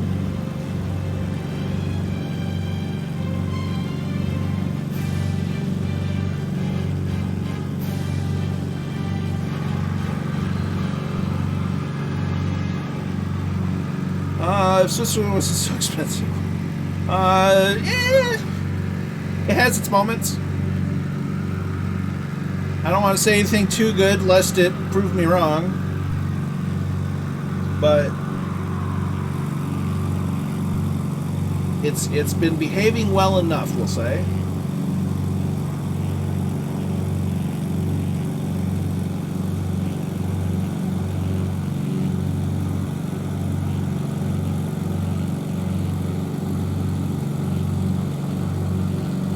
I think between the sim update and my mental attitude towards everything, I think things are just going to be all that much better. Let's look at this.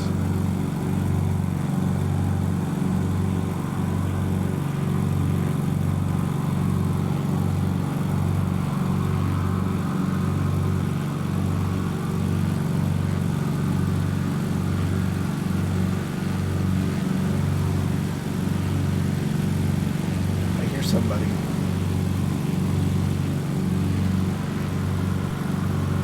It's fine. Here come the thunderflies.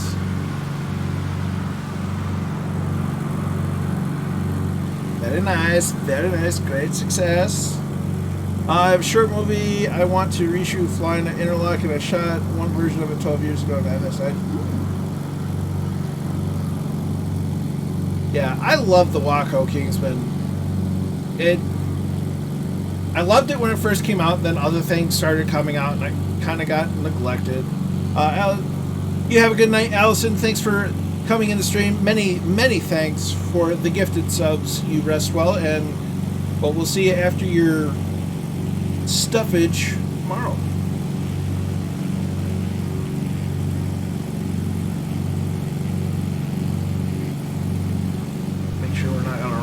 Cliffs or anything.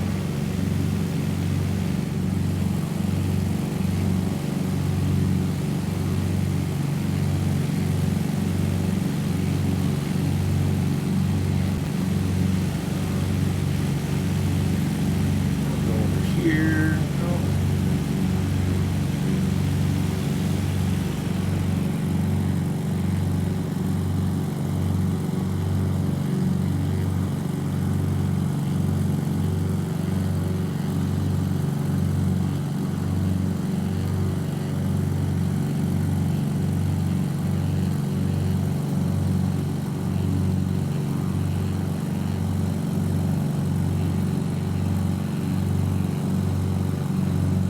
There's another field down there, or is that the one we just?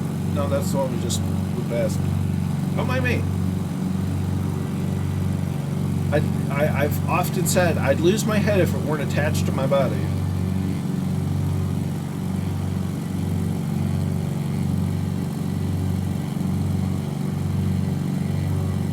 When you think about it, that's kind of a concerning statement in general.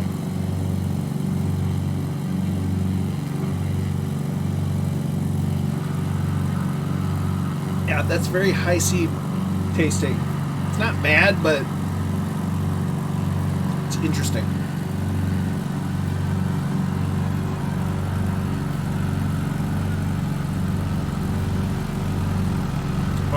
Which runway? That's a great question. I don't know. Let's check the weather.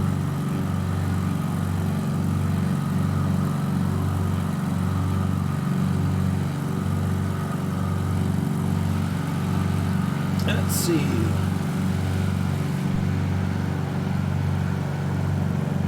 Let's not go too far off course. Ooh, it's kind of breezy. Winds are 340 at 13, gusting to 19. Alright, well, that's going to be interesting.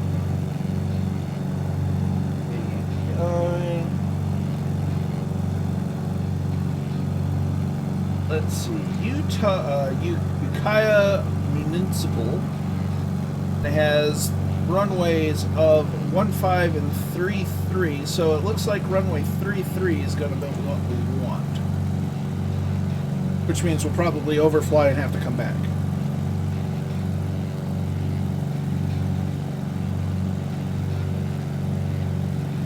I think this one has a normal 4-letter identifier, so I think it's a normal airport.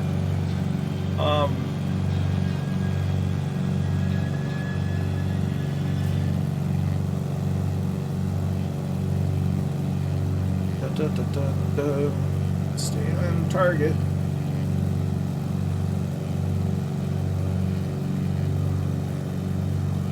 Nope, it's definitely an actual airport.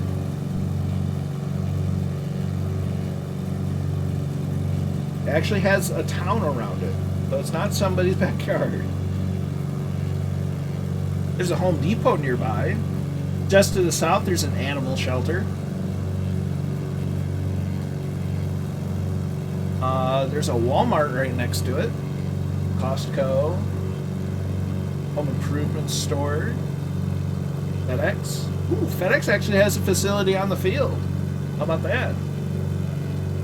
They have there's a restaurant nearby called The Taste of Nepal.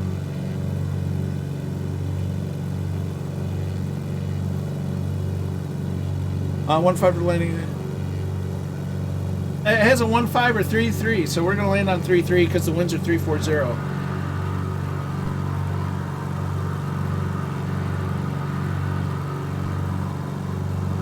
Or at last, the last reported as of 0319. Oh, I take that back. At 1956 Zulu, winds were 340 at 13, gusting to 19. Skies clear, visibility 10 statute miles. Temperature 36, dew point 06, altimeter 2982.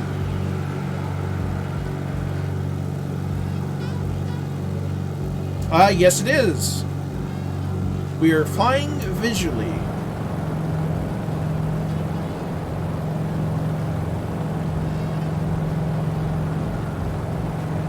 We're going to make sure that our altimeter is set right. So we're heading pretty well straight forward. So it's right in this valley right here. So it's not going to be like the last stop. It's actually going to be a decent strip. Oh dear.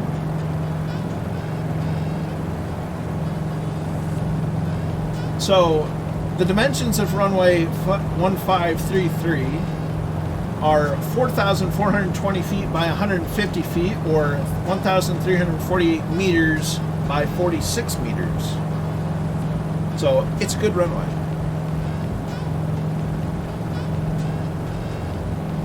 Has medium intensity edge lighting. Has runway 15 has a left pattern. Runway 33 has a right pattern. It has non-precision instrument lights for runway 15. Runway 33 has basic in good condition for markings. Both ends have real lights, or runway end identifier lights.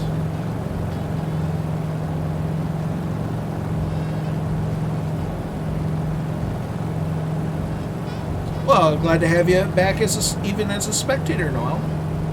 Nights at this place as packed with wineries. In Northern California, man, you know, you get in the Napa Valley, Sonoma Valley, wineries as far as you can. You know, as far as the eye can see, basically. It's kind of nuts. If you're into wine.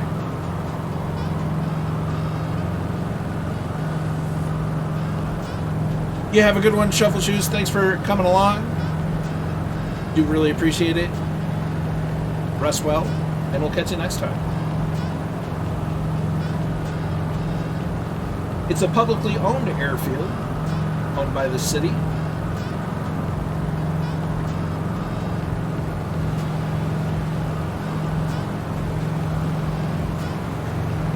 And the METAR one doesn't work. There goes the Featherflies. I'm not running Sim Toolkit Pro, and I haven't found another one to do the METAR stuff yet.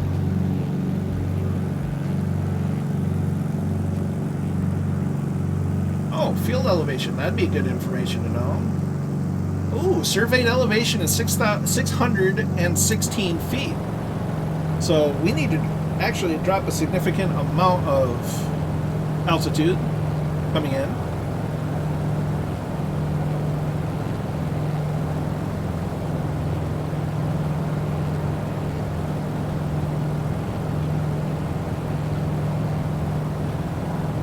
So airfield is right off our nose, basically. Right around Nya. It's south of this lake. Looks like Arbachetta is already on approach, as well as Kozaki.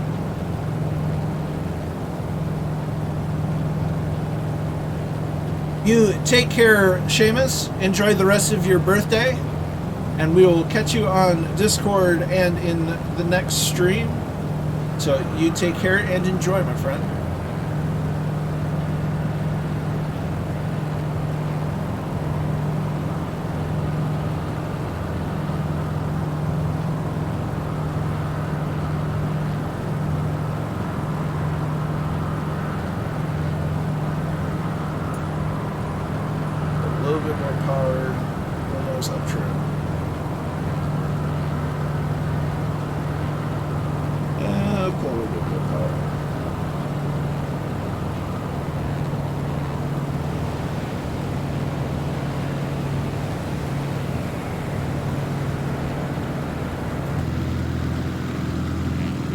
Aren't they awesome?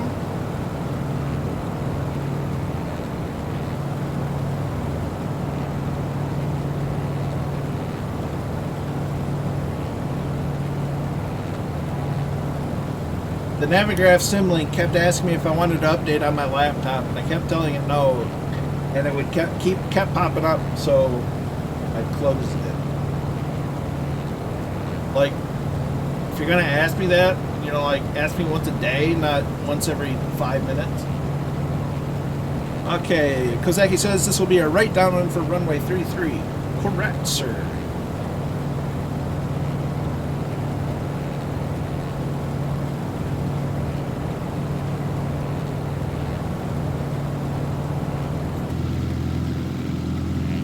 This area certainly has its own charm, but it is no Tennessee River.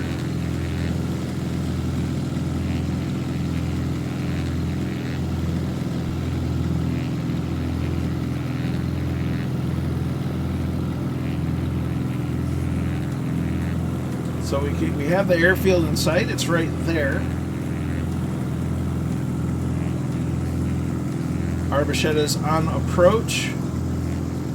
Chilcorky is right there. Kozaki, Viper Strike.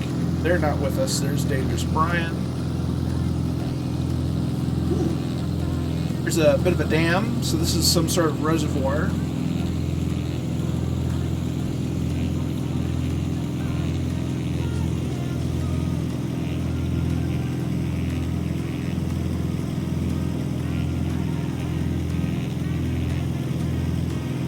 So this is Lake Mendocino, the Russian River Reservoir.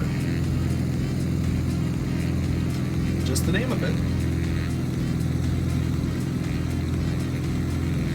This is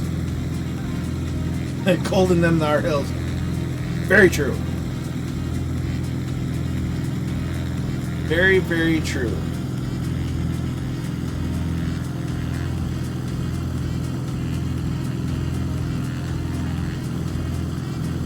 So that little island right by the dam is Shodakai. So SHO-DA-KAI. I'm probably butchering it, but without extra reference, I'm doing the best that I can. So, Shodakai. It sounds Native American.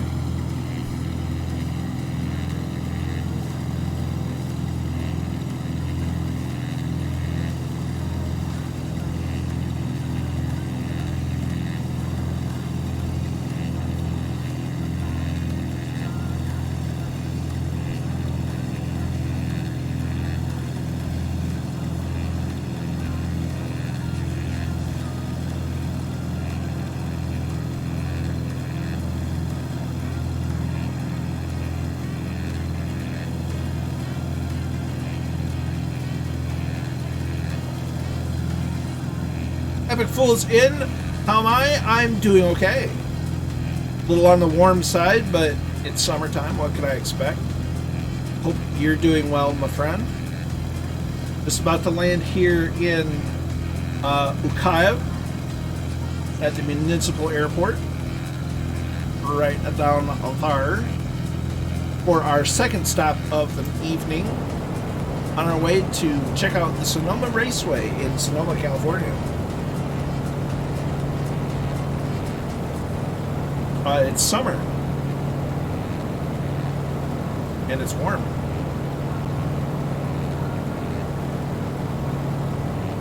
See Druid Zeus down there?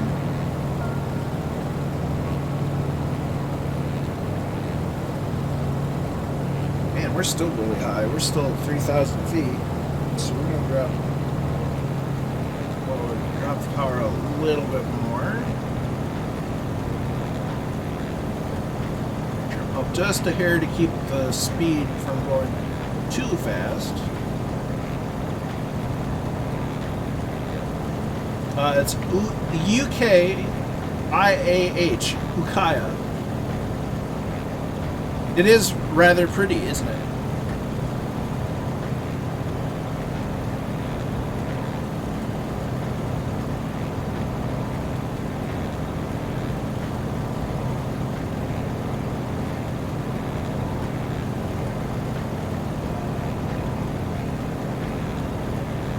It's always disconcerting looking over at the wing, at the shadow, and there's no pilot head.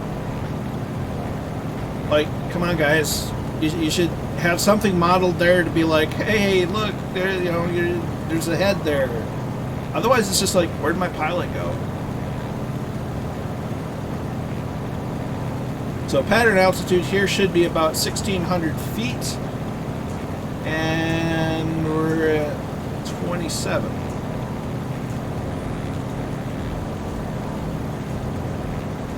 So please power a bit more. Slight trim up. And maybe trim not so much. There's Kozaki on final. There's Chilled Corky. Druid. Brian out the left downwind. There's Brian out ahead.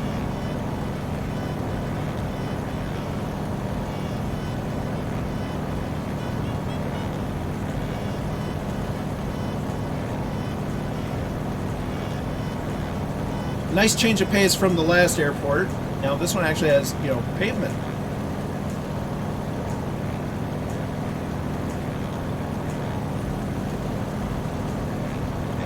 Start our base leg. I saw that. Yes, Scorpio, the invisible man. I don't want to be invisible. I want to see. I want to be seen. Alright. Just throttle a little bit more as we pass Druid. We're going to need to drop a little bit more. So we're going to go almost idle throttle.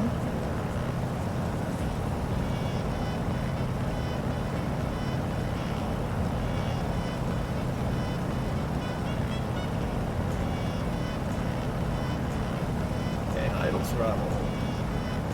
Lift our nose up a little bit. There we go. We got the airport runway in sight. I moved my head as if it was going to do it. Okay, so we're going to want to add a little bit of throttle in. There's the Thunderflies there, doing their thing. I would watch them, but I have to land. Increasing throttle a bit because I don't want to sink too much.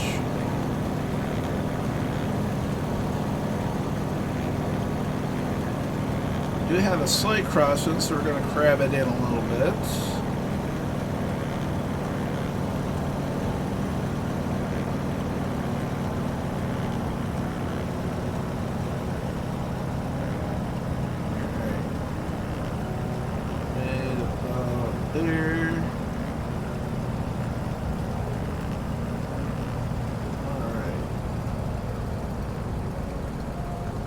Throttle.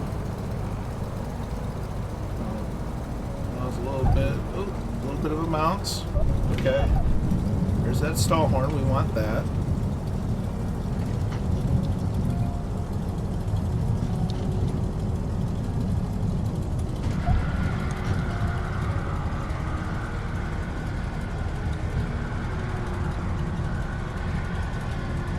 I get the feeling, well, the tailwheel should be locked. The tailwheel is not locked. Huh. Whoops.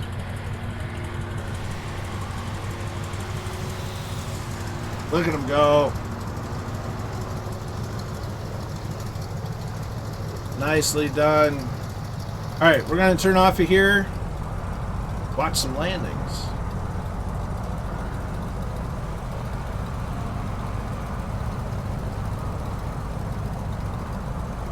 Those are real people. Those are the Thunderflies.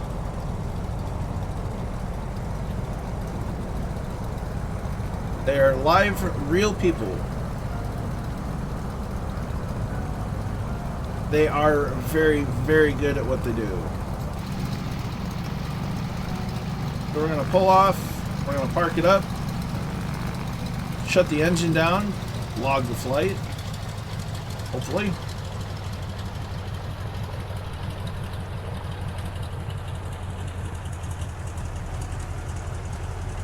Sure it does. Or it used to. Well, either way, I am indeed. So we're going to got the parking brakes set. No, we want that. Turn off those.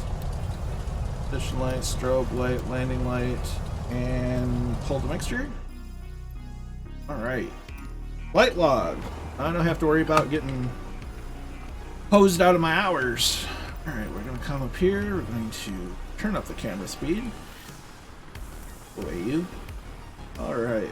So we've got Beneval coming in. There's Chilled Corky, Cap at 9, Papa Joe B, Dangerous Brian.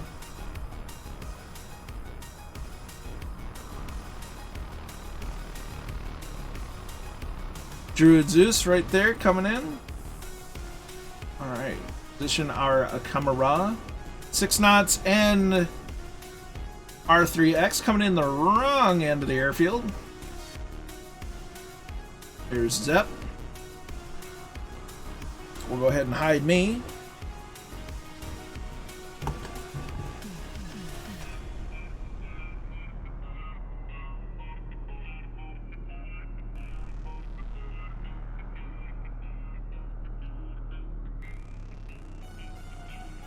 You're just trying to see the wind stock, make sure double check the wind speed. No, I get it.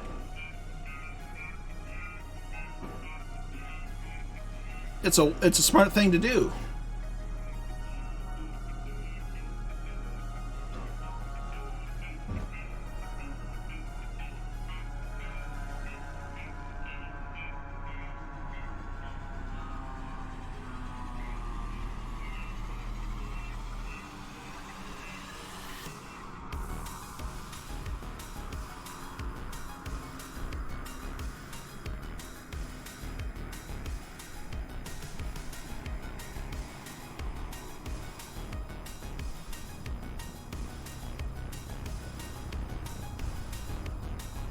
There's Dangerous Brian coming in the 172.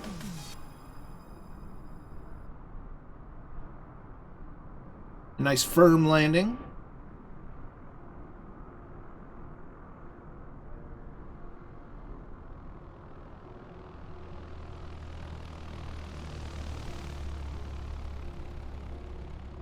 Ooh, the Islander. Chilled Corky. Very nice with the BN2.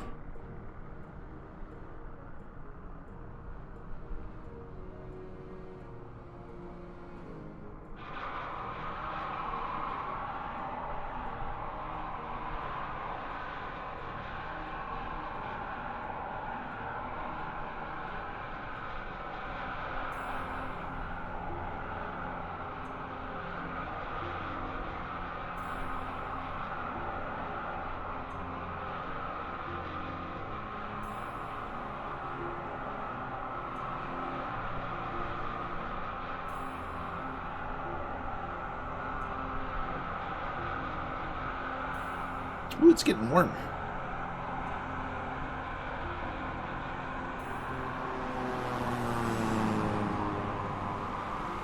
There's R3X in the King Air. And 6 knots in the X Cub. Nicely done. You can hear the thunderflies coming in.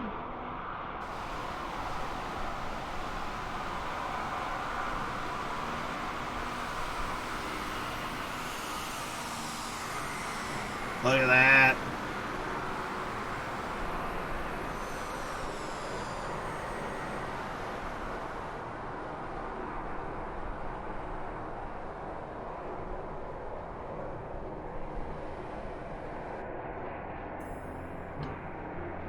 Gabo is R3X, roger that. I think the Thunderflies were the last ones. Could be it. Awesome. That's right. Ah. A nice little airport. You know, not too big, not too small. Good for landing. Alright. Well, unhide me. We'll go to this screen. And we're going to restart the sim, and then we shall, in fact, load in our last leg of the evening, making our way down into the Sonoma Valley, overflying the Sonoma Raceway, and that's where we'll end up calling the stream. So we're gonna fly over the speed. Or for those new to the channel, we're the Chase the Cup series. We follow the NASCAR Cup schedule to each of the tracks. As I'm 12 minutes away from 700 hours logged on Flight Sim. Nice. So quit out of Flight Sim, restart it. So we follow the schedule, so we're going to fly over it. We're going to check it out, see what the surroundings are really like, see it in the larger world. And then Saturday we head to iRacing, and we're going to take some laps around it to see it in its full fidelity. It's just a precaution hard. Basically, it helps alleviate system stress and RAM cloggage. On my particular system, for one reason or another, I seem to be prone to CTDs. Restarting the sim after each leg tends to help because OBS is rather intense. Working that in conjunction with Flight Sim can, add to that. So restarting the sim just kind of helps alleviate the opportunity for crash to desktops. Chill Corky is off. Well, glad to have you along. Hope you enjoyed the flight, and we'll catch you next time for sure. Yes, very much easier to land the Waco at this airport, Goblin.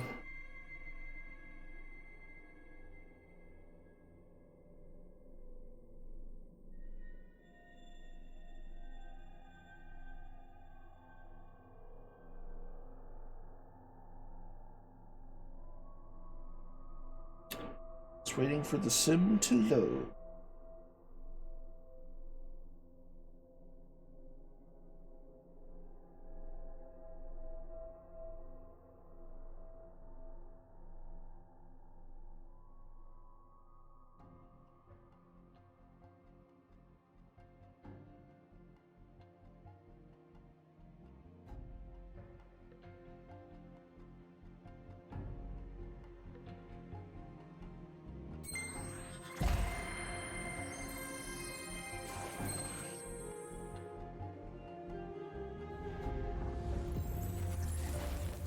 82 degrees Fahrenheit here. Toasty.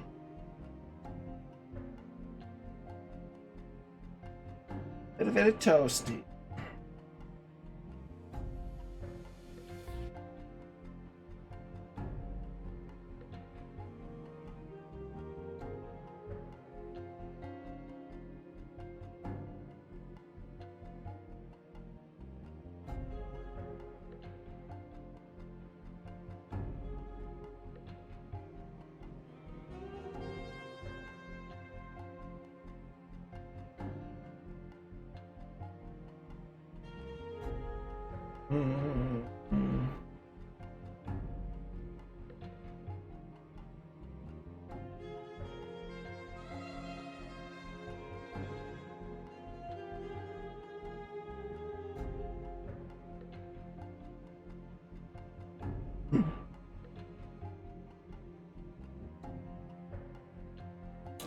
Kukri for the last egg. Nice.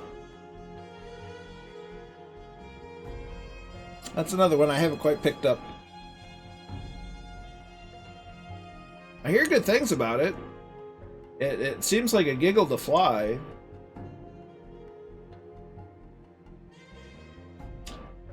Just one of those just haven't gotten around. Ooh. Or at least it hasn't been high enough on the priority.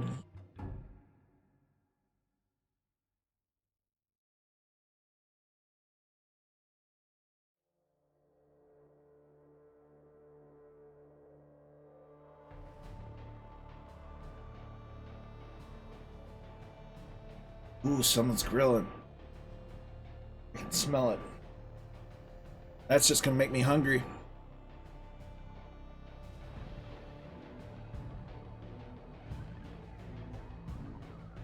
Oh, I can smell the grill. Oh, that's torture.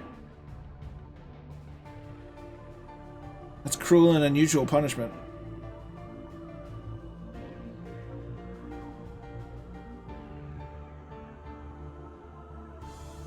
Just waiting on the sim to load so we can finish this flight off correctly.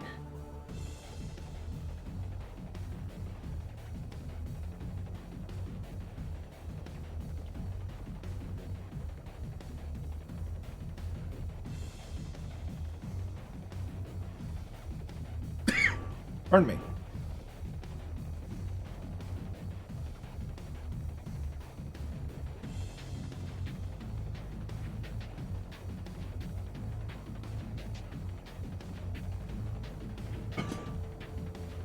Sim taking extra long today. Tough learned. Yeah, it's just like, come on! If you're gonna make me suffer through the smell, at least share.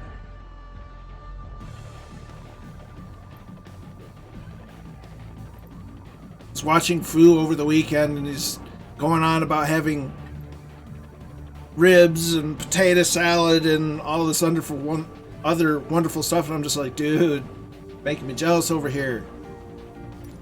Killing me, Smalls. You're killing me. Load. Flight plan.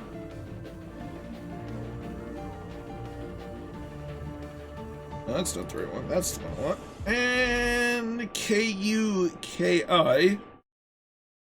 Pardon me. 2 Sonoma Valley, 0 Quebec. Or a Quebec. 3.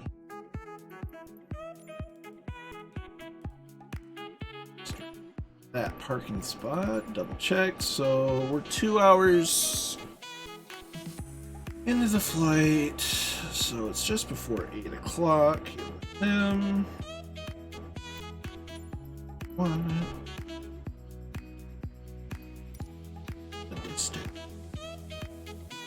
So once we get into Sonoma, we're just north of the Bay Area.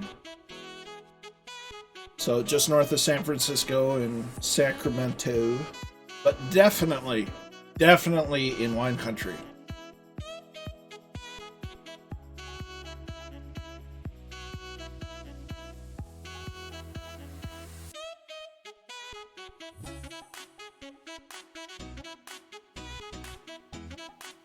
Decoration Day on Sunday, and I couldn't go. Decoration Day?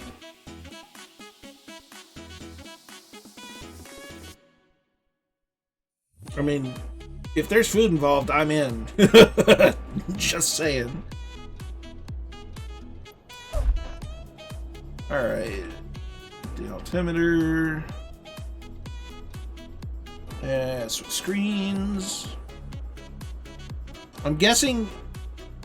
Don't tell me what it is yet, but I'm guessing that Decoration Day is the day before Memorial Day, in which decorations are put up to remember Memorial Day. Okay, so we're gonna get this started. Battery comes on, beacon light on, mixture goes forward, throttle's cracked. I'm gonna put position lights on already. And fuel open, mags on, clear prop.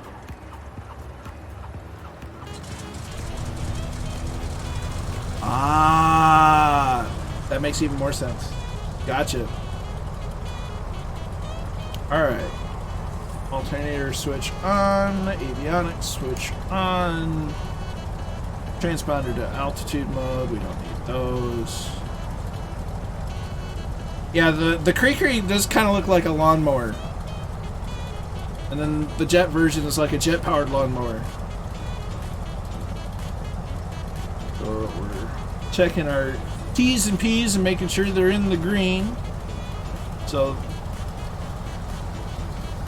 we've got our oil temp, oil pressure, they're both in the green.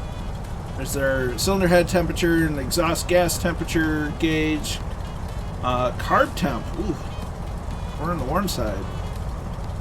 Keep needle out of yellow arc during possible carburetor icing conditions. Ah, so actually it's at where we want it outside of that arc. So we're good. That's good. That's good.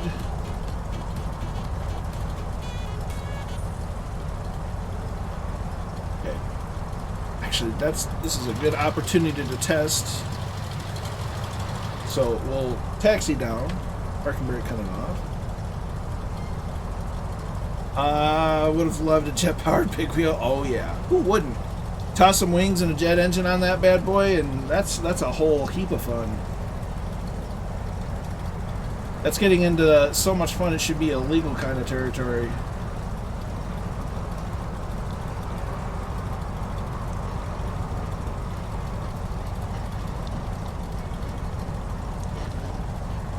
Alright, so got ourselves turned around. Turn. Okay, so we're heading straight. We're going to hit the tail wheel lock. Okay, the tail wheel is in fact locked.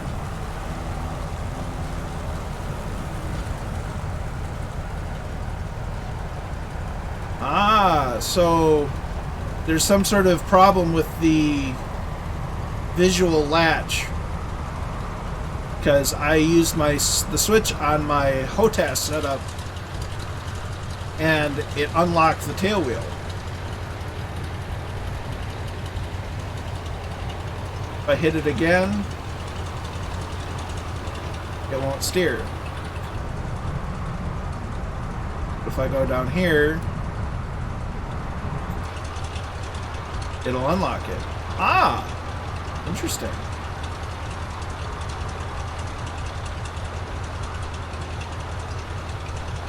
So the state of it on the visual latch doesn't sync up with the control bind. Interesting. Testing the Ryan for now. Second time starter is by hand on the propeller. Nice. There's the Thunderflies. I mean, it is what it is. It's just there seems to be a disconnect in the visual model of the lever and the actual state of the tail wheel. Look at that livery. Oh, somebody just doubled up.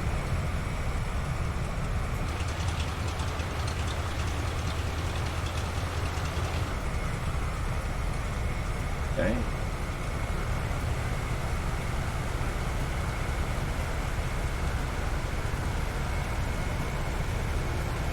Uh-oh.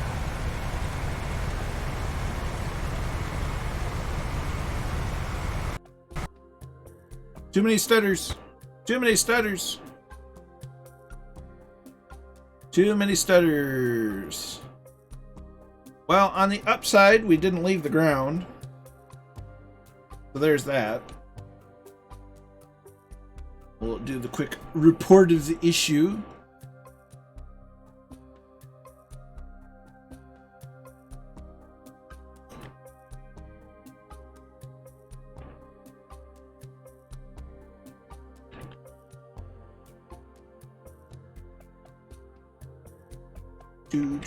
At least we were on the ground.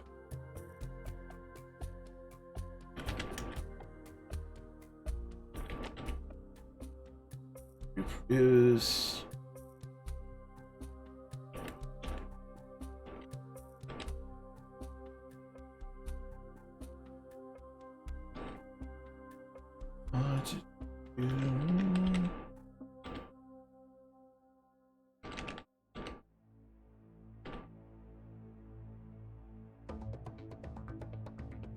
spell that. Send that report out. Viper Strike loading in a few minutes using the DV-24 lesson. Roger. So I think it just has to do with, because I was fine during Murph stream yesterday, even with the big crowd, although I was keeping my distance. Once we got towards the airport, the FPS went down, and it's like it just struggles with the concentration. I think it's just the servers weren't beefed up enough. But at the same time, it was fine at that little airport in the valley. I don't know. It is what it is. The important thing is we didn't get off the ground. So it happened while we were on the ground. Not upset about that. Didn't lose any flight time. So there's that. Overall, nothing to be upset over. It happens. All part of that mental outlook.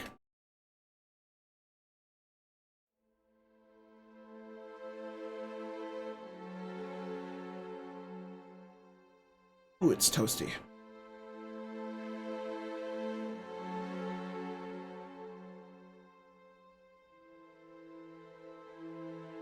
So we'll just load up the sim and give it another go.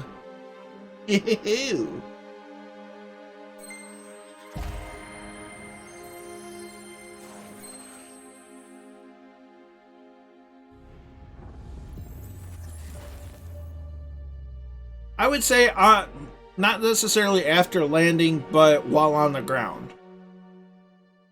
I'm okay with it after landing when I have enough time to shut my engine down and it actually logged the time. The flight time. Once that happens, I'm cool. You know, before takeoff, fine. Shortly after takeoff, just fine. Annoying, but fine. Mid-flight or right on final approach, that's when I get annoyed. Which you like better for the Stearman, the US AAC blue and yellow paint or solid yellow of the Navy? Oh, the blue and yellow for sure, hands down. Don't get me wrong, the Navy all yellow looks good, but that blue and yellow is classic. It also helps that I'm an Army guy, so go Army, beat Navy. I'll always root for the Army.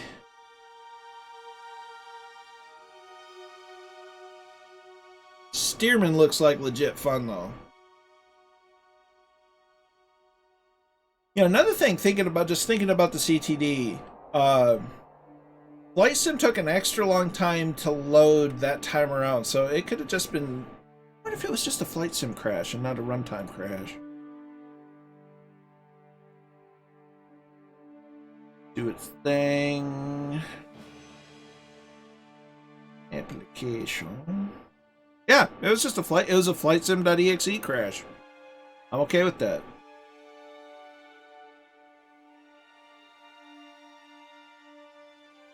So I think it was just having issues loading.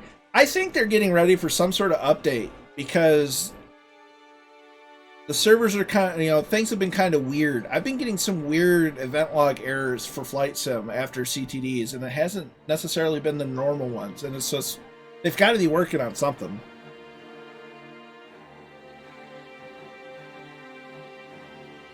Ooh, losing 1,000 hours, that sucks. See, with that error, if I can words correctly, I never clicked on anything. I'd get the error and I would just hit Alt F4. I'd close out a Flight Sim immediately. Yeah, me too. Me too, Brian. It's all about keeping the mental outlook. There's going to be days where I'm not going to handle it well. So far, those have mostly just been flying with Murph, and I'll just be like, call it a night. They're frustrating, but when you learn to expect them, it's a lot less stressful.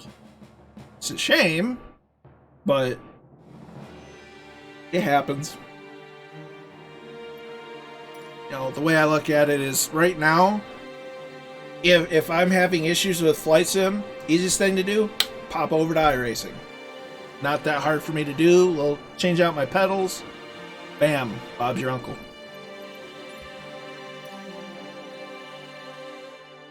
Yeah, I mean, there's going to be. I'm fully anticipating days where it's just Flight Sim's not going to work, and Flight Sim's not going to work, and that's when I just shift gears, proverbially, and move, to stream in iRacing instead of Flight Sim, and that's one of the things that I've come to determine when it comes to streaming, because sometimes Flight Sim's just not gonna want to work right. Shame that we have to anticipate it like that, but it is what it is. We just roll on, drive on, as they say.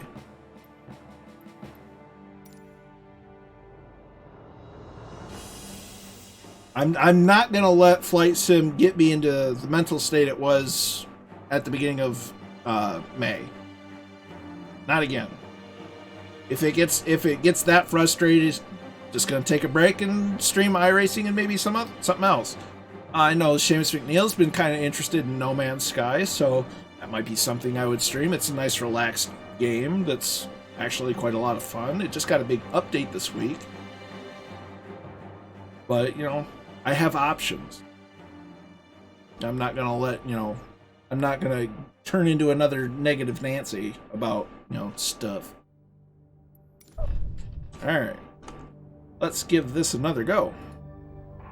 Yeah, I mean, don't get me wrong. I'm very passionate about Flight Sim. I love flying, and I love the things that this can do. But it's not worth letting my mental health go to the toilet. Again. All right, position lights on. Fuel, mixture, prop, needed, throttle correct, and clear prop. There we go. And alternator master on, avionics master on, transponder to altitude mode. Altimeter set, directional gyro synced.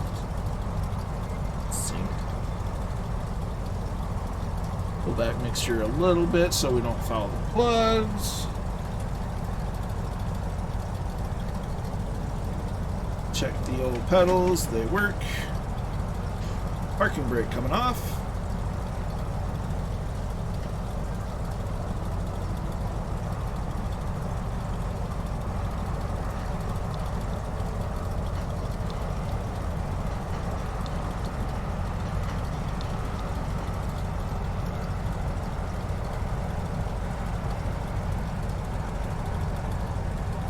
For now, we're just going to stay in the cockpit.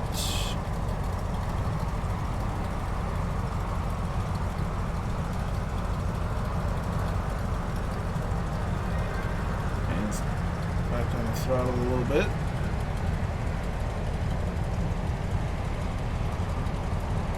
And we want to stay to the right of that so we can continue down to the end of the runway. A little closer to the edge there. Hit the brakes a little bit. Don't need to go that fast on the taxiway.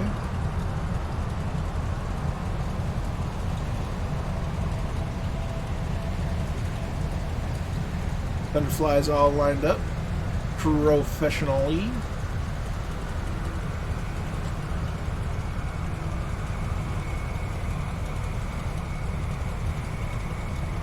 Entrez-vous, I think is a saying. Or in American, I'm just going to say, after y'all.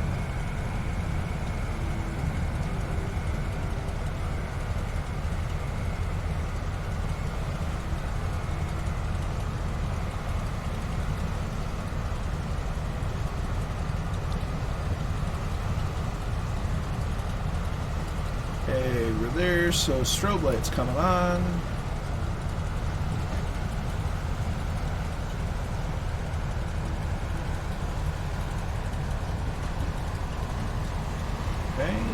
About wind up. And there we go. Tail wheel locked. Nice. Yeah, I love the steerman. Got the steerman on the brain. Wacko. Slowly up the power.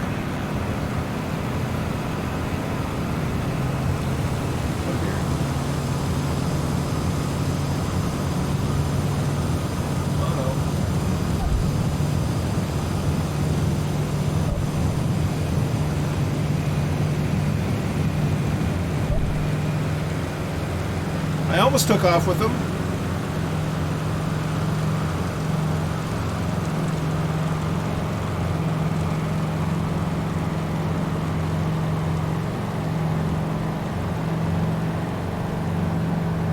That was kind of neat.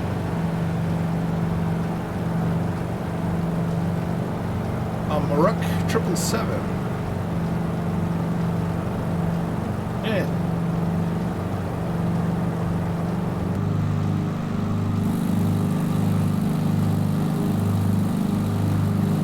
So, right turn.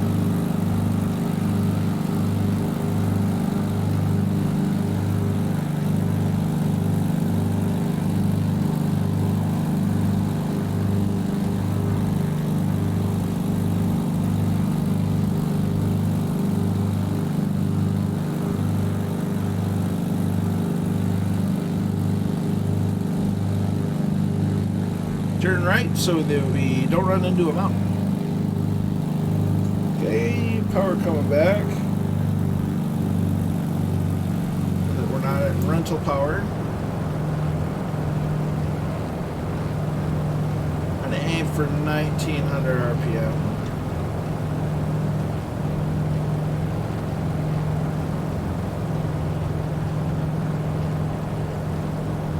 There's Brian down at the end of the runway.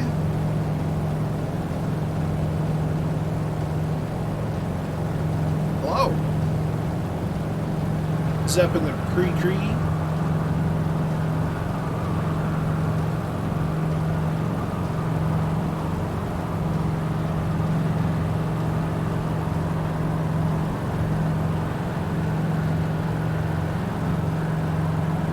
Get that fuel flow down to 14 gallons an hour. So we don't need to get hot. Don't need to get too high in altitude this trip.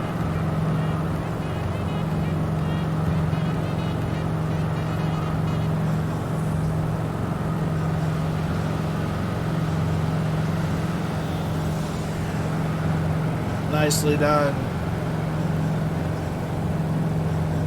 So if you can see this river that we're flying over, we're basically following that in to the Bay Area, down to Sonoma.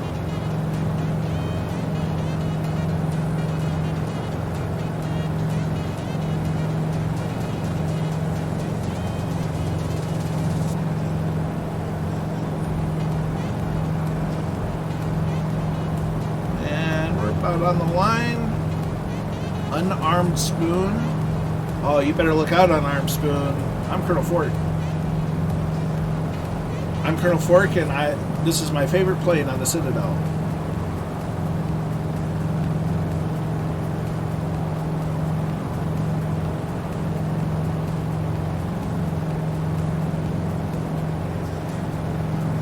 I apparently sold some merch.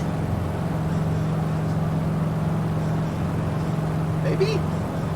New. Cool.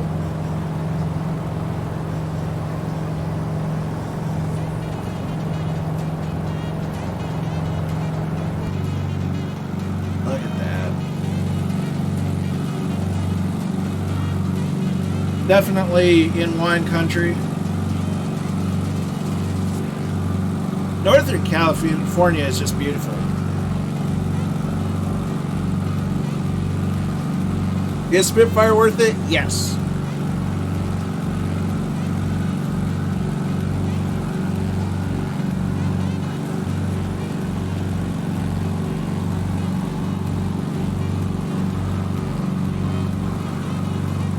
A lot in the sense of the Waco, it has its challenges to learn how to fly it correctly, but once you do, it's very rewarding.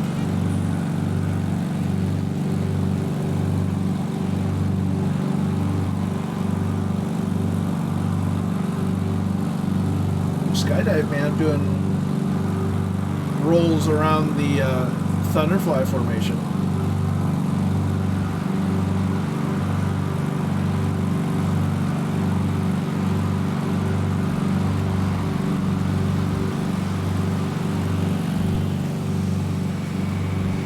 That's just cool.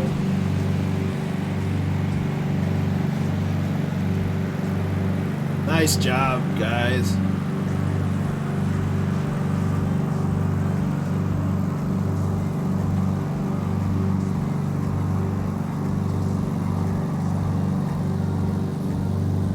Isn't it, Foo?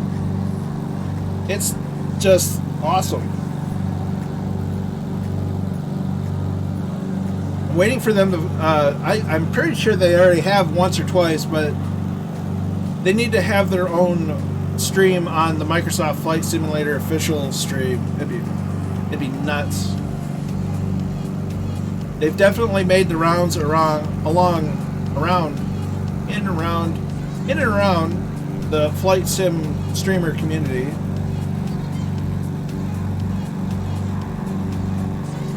It is. See, here's what I'd love. I would love for iRacing to work with Flight Sim to get the racetracks better represented in Flight Sim. I'd also think it would be cool to somehow sync air traffic over racetracks from Flight Sim in iRacing. Realizing that's a huge technical challenge, but it'd be cool. And speaking of those two, it sounds like Asobo, the developer for MSFS, is trying to develop a way for in Flight Sim to see aircraft models that you don't own, kind of like how iRacing does it. You know, I know iRacing does it, so I know it's possible. But basically, so that, you know, if someone has a 777, which I'm never going to buy, I would still be able to see it, kind of like in iRacing, where, you know, I have a BMW M4 GT3 prototype.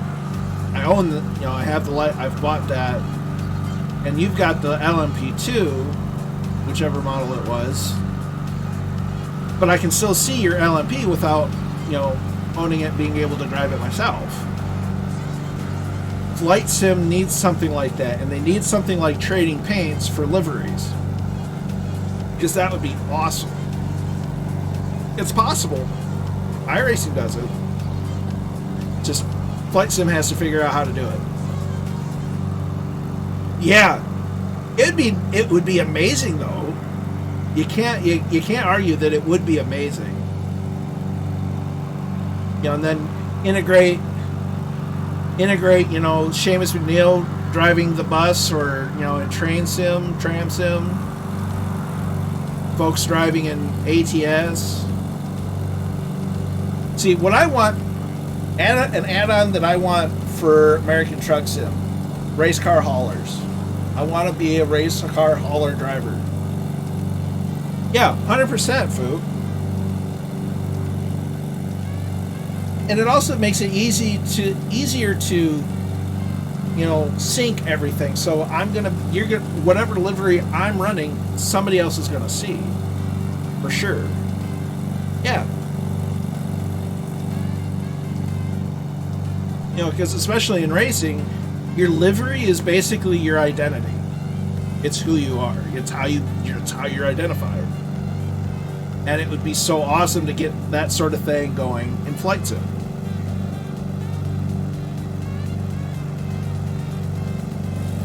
That, and it would make it so much easier and simpler to, you know, sync up liveries.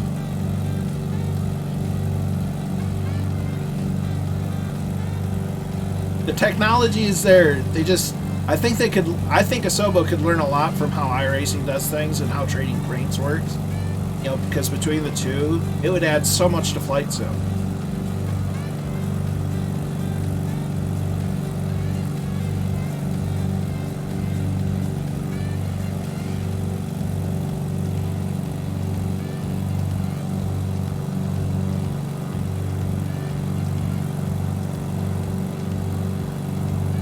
%.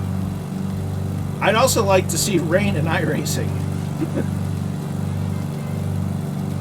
I'd imagine that they've got to be working on rain. I'm wondering if iRacing are working towards getting into DX12.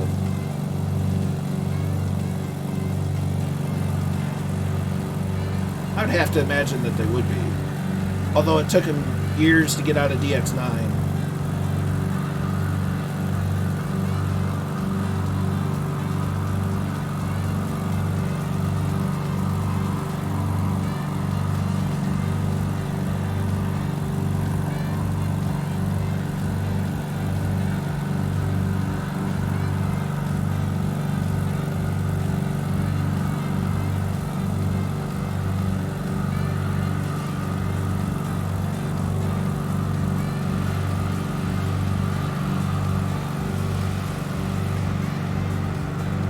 That's just so cool. That never gets old.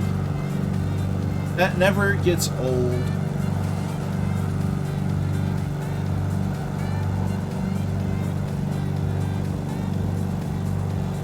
Look at the scenery, though.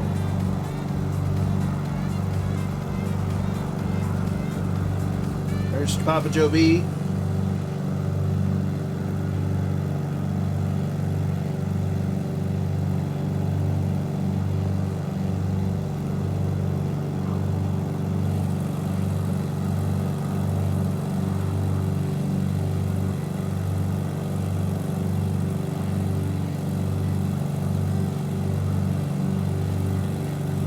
It's Count Zepp.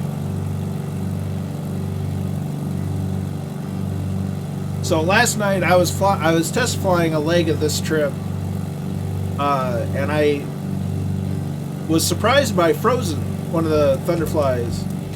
Gave him a wing wave, and then as soon as I was about to land, or I was getting close to the airport, about to land, and I crashed the desktop. I felt bad because I hope he didn't take it as I was dropping out because of him, because I wasn't. The sim died briefly.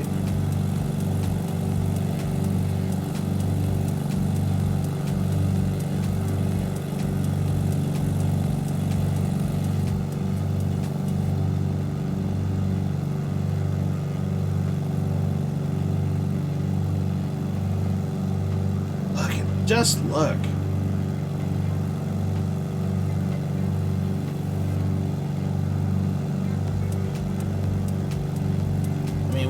I really don't need to say words because it's just it. A picture is worth 1,000 words, so moving picture just says more.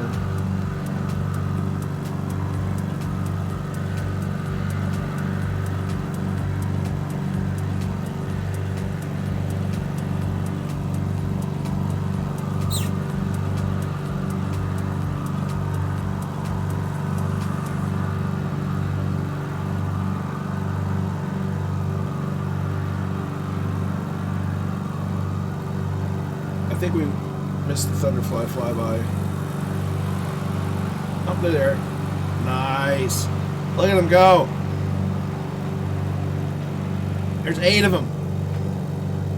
105, 110 knots in Ryan, 1,700 feet. I have to understand the smart clever. Yeah. Hammy is here, but isn't here. Verbal type chat local instant would be nice. Being able to do, basically, it would be neat if they had an integrated radio where you would turn to a radio station like 122.8, a very common frequency for a common traffic advisory frequency, or Unicom, and be able to just use the push to talk and chat with other pilots. That'd be neat. You know, be able to actually tune the radio and use it for voice chat. It'd be awesome.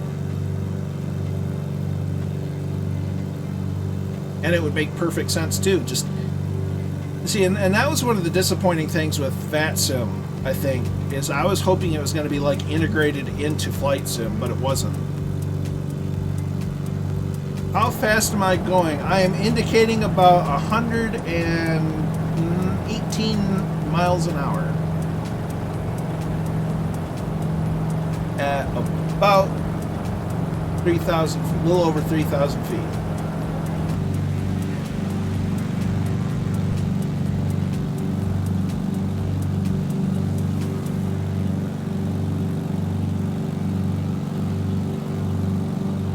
Pretty standard cruise speed for this old biplane.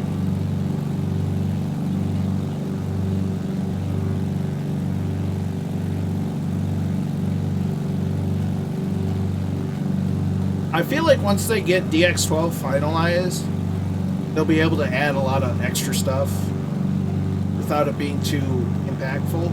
Because I think they're starting to get to the limits of what DX11 can do.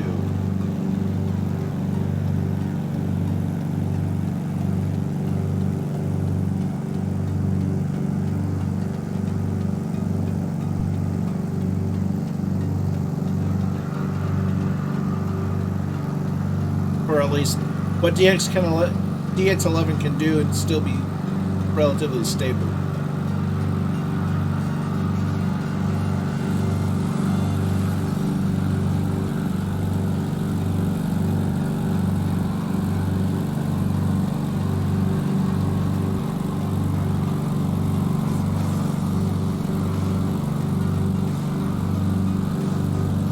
Just absolutely wonderful part of the world.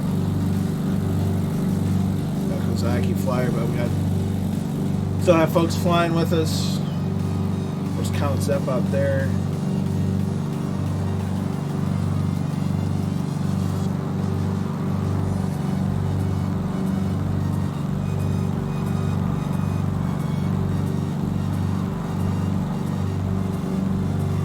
Oh, that's weird.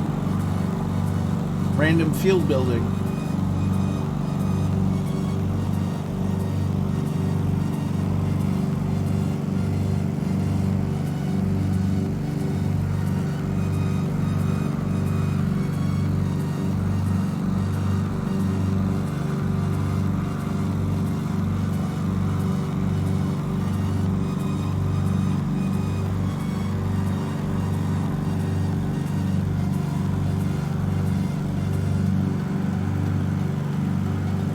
Definitely in wine territory. This all looks like wine. Hello. This all looks like grape fields.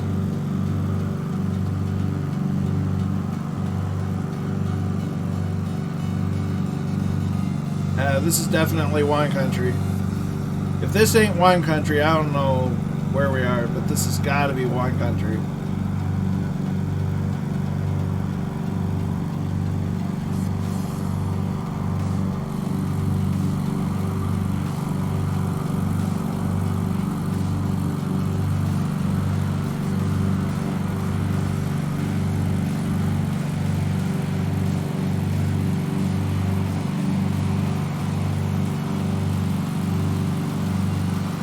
Got 2 of them orbiting.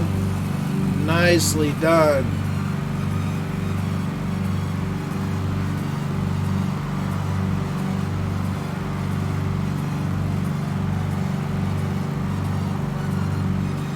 That's so cool.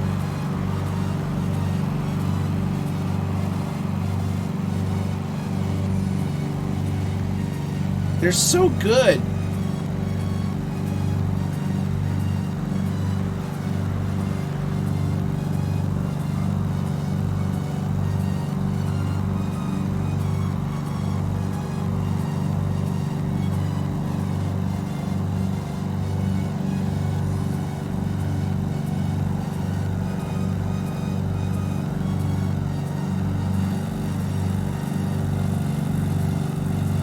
Just beautiful. Just, it's so good.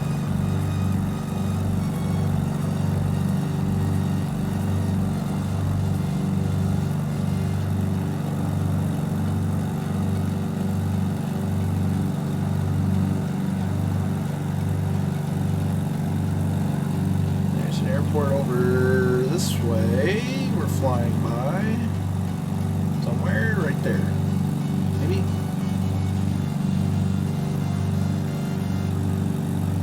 Yeah, somewhere out there. Well, it's not where we're going though. We're getting closer. We're definitely getting closer.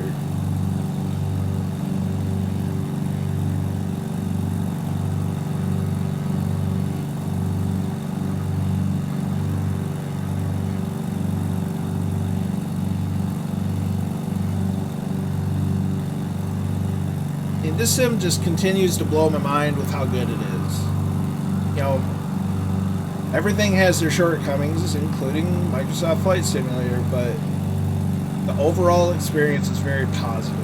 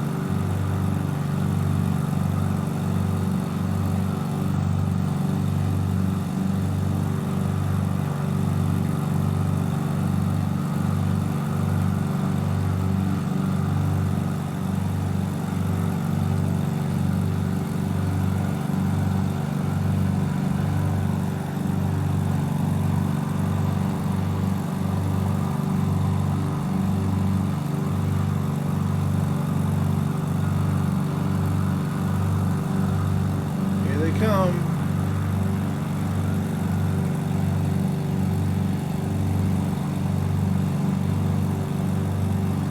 There's a dip.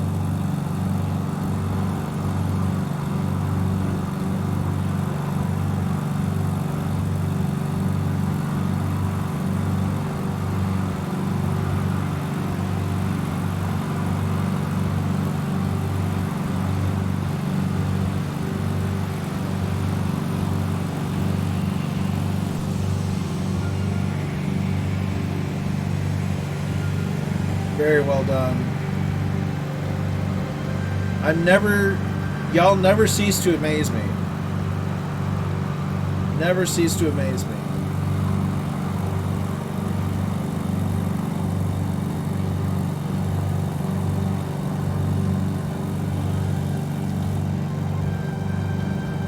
There's not airport out that way.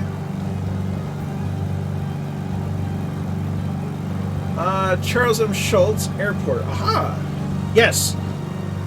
So Charles Schultz was the original guy behind the Peanuts cartoons, comic strip. Charlie Brown, Snoopy, Linus. I think Sally was one of them. I think Sally was the one that kept pulling out the football from Chuck. Peppermint Patty. The whole gang.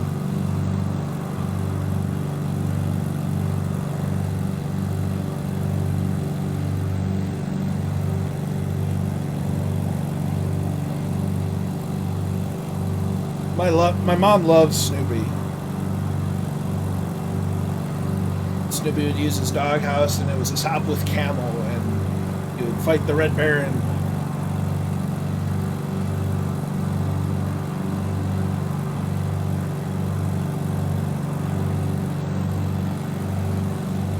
Just unbelievable.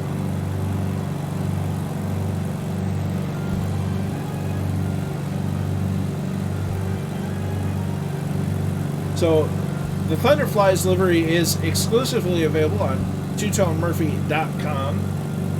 It is for the India Fox Echo MB339. It is in fact a pay-wear aircraft, but it's totally worth getting, in my opinion. It's fun to fly. It's nice to have so you can actually see the Thunderflies do their thing.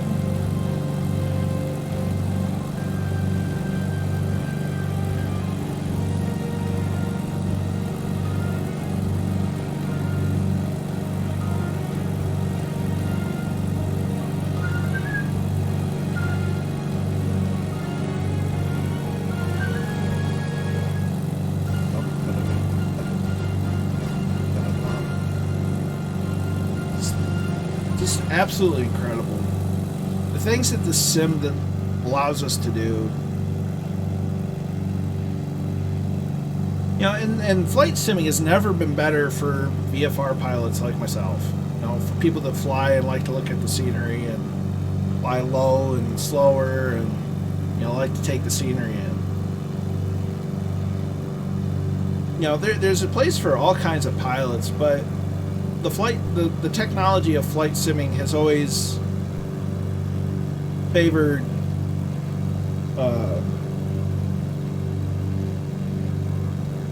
you know, people flying IFR or airlines or whatnot, not necessarily those of us that fly low enough to see the ground, the trees and all that stuff. And this sim's knocked it out of the ballpark.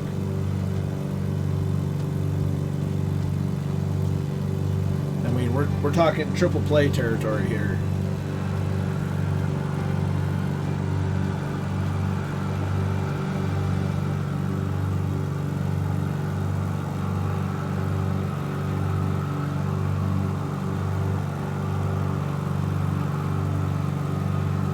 But being able to see, you know, and it's out of the box. You know, I know that, you know, Orbex and other other companies have provided, you know, satellite imagery and orthographic scenery for other flight sims, and that's all well and good, but that's an extra cost. You know, and Microsoft does have the benefit of being Microsoft and having access to things like Bing, as iffy as that can be sometimes.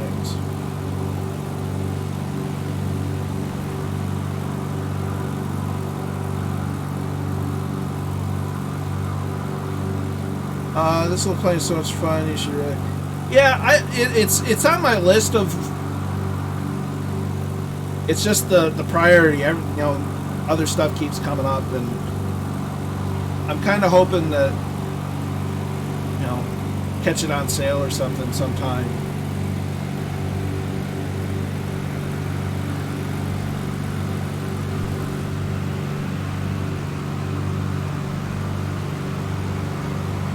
It is not easy to fly a jet like that at a slow speed.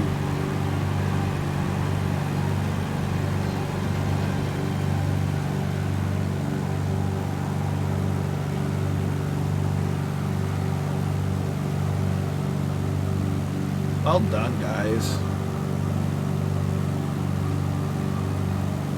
This never ceases to amaze me. So it sounds like Arbachetta and Menavolt are there.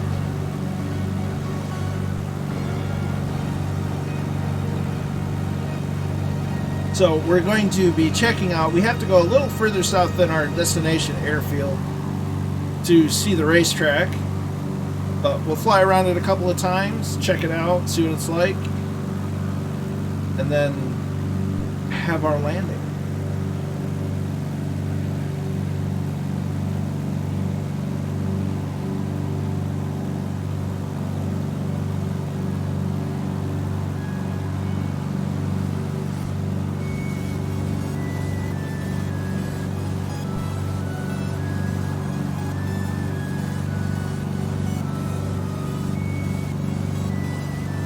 Absolutely stunning. So the land's kind of flattened out from where we started, but it's still, or less so over this way. But gosh, it's just pretty.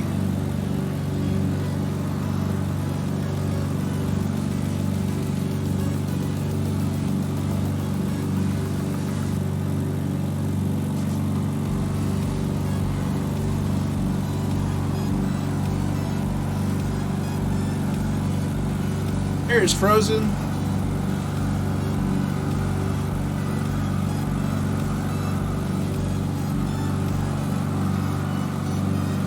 This is just nuts.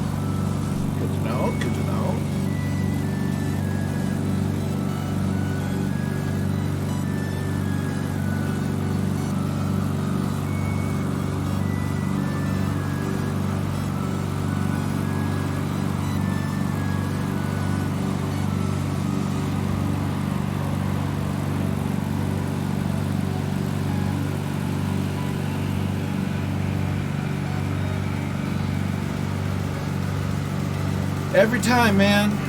Every time. Just stunning. The amount of skill that it takes to do that stuff is just nuts. And they're practicing all the time. I mean, always.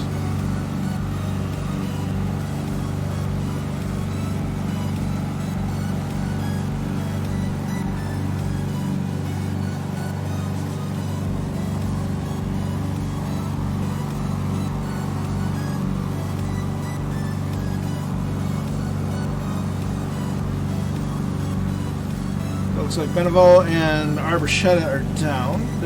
They could be very well taking the drone out to check out the track.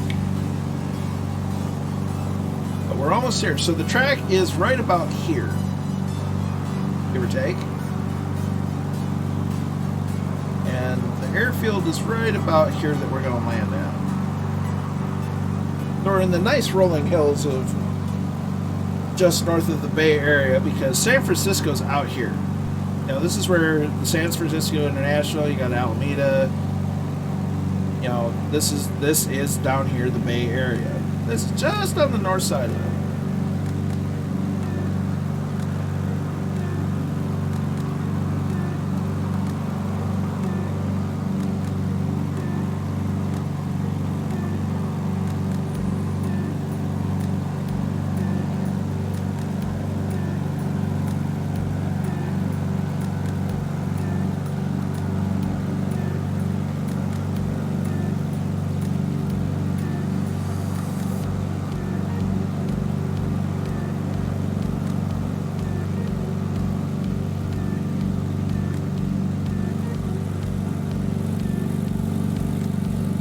That's a neat area. I imagine the property taxes up here must be huge. Property taxes here is just huge. It's just really expensive place to live, believe me. There's Sean Lego Man. And they're the first, maybe not the last, but definitely first, yeah. Honestly, I think they're the best. Microsoft, the Thunderflies are by far the best organized flight demonstration team that Sim has right now.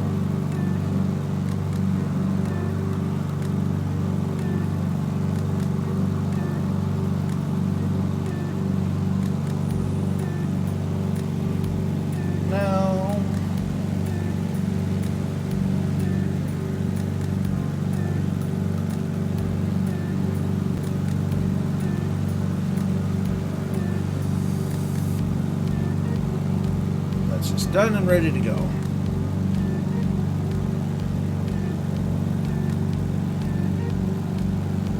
Because, of course, we're gonna, once we get to our destination and land and watch everybody else land, we will be doing ourselves a raid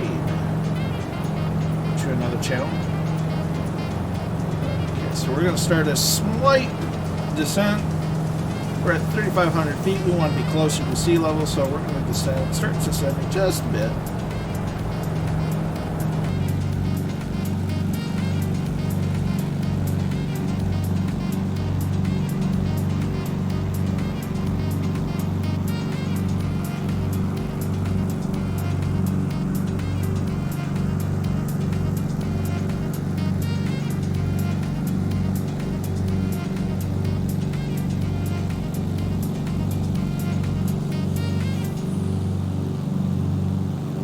And welcome to the Sonoma Valley of Sonoma, California, north of San Francisco Bay.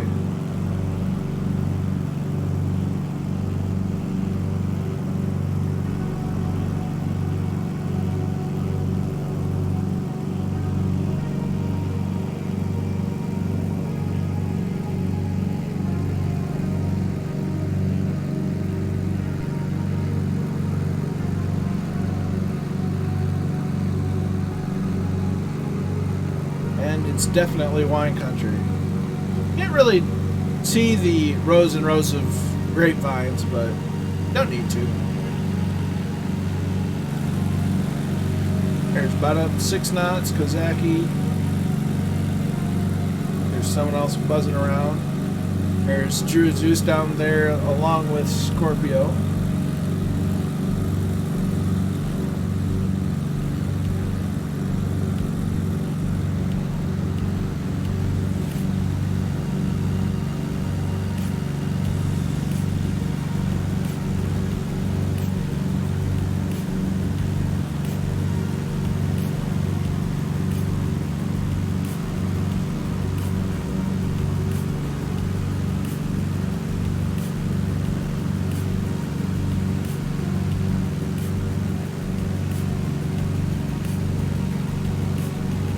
So we can see the racetrack right ahead. The fog off in the distance by the bridge. Yep. Thankfully, we're not going to be flying in it, so we don't have to worry about that. The 9 Sheep. That's an interesting name. Alright, so use power a little bit more. So we're starting to be able to pick out. We're able to see the racetrack. Sonoma Raceway, it's one of the more challenging tracks I've ever driven on. I used to try to drive it with a keyboard, and I had it set in my mind that I'm going to learn this track because it was a challenging track. Watkins Glen, which we'll see later in the series. So you can see the drag strip here. And you can see if this is the front stretch, the start-finish line is right about there. It comes up here. Get that first right-hander. Left-hander, right-hander. This is the carousel.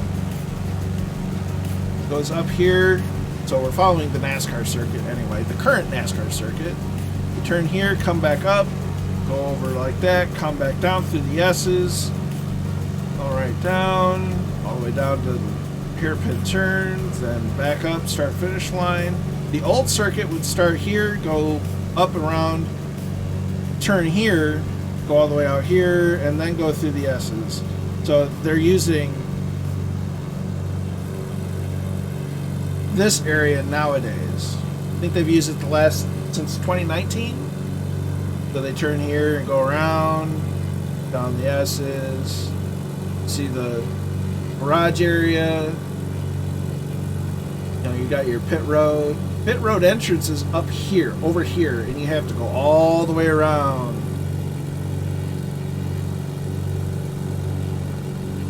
I don't know, Kozaki. I don't know off the top of my head. But this track is, it's fun to drive. It's a bit tricky to learn, but it's definitely, once you figure it out, it's an enjoyable track. You know, it has, you know, it's a road course and a drag strip all in one.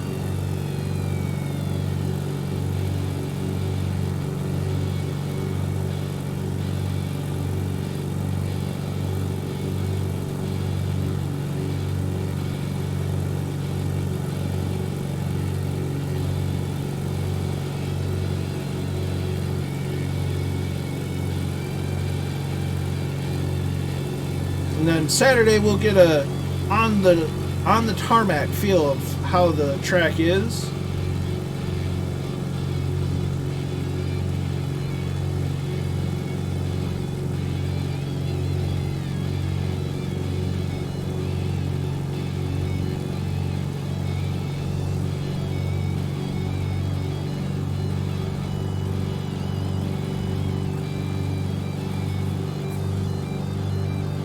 I think this is some sort of go-kart track, companion track or something.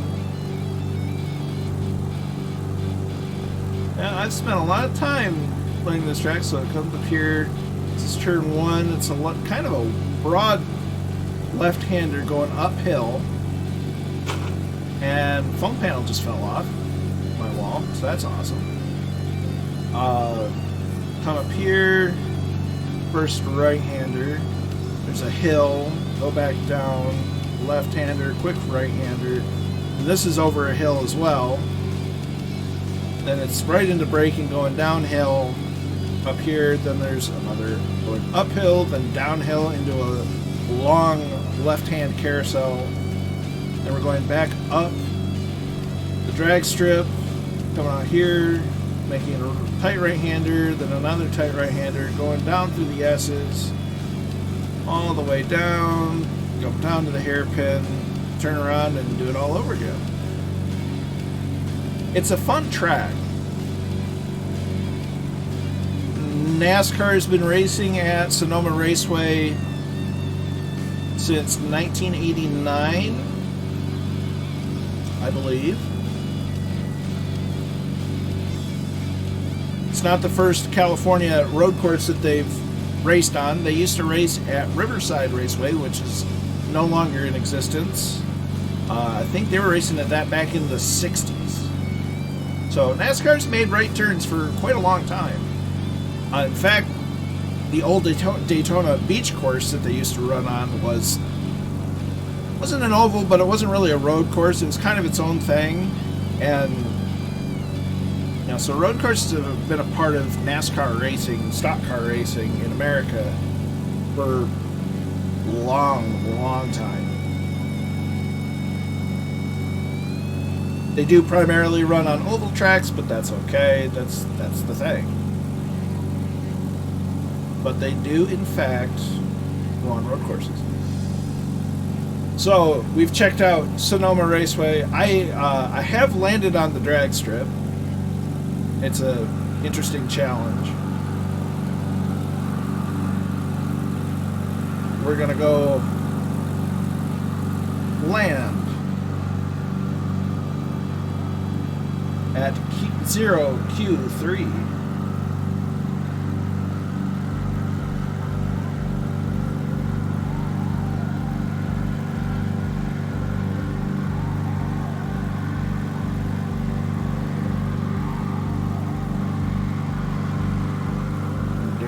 The Thunderflies.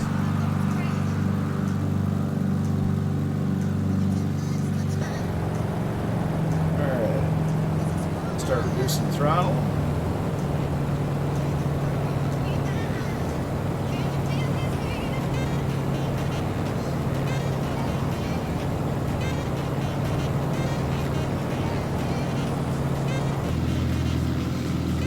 Beautiful area though.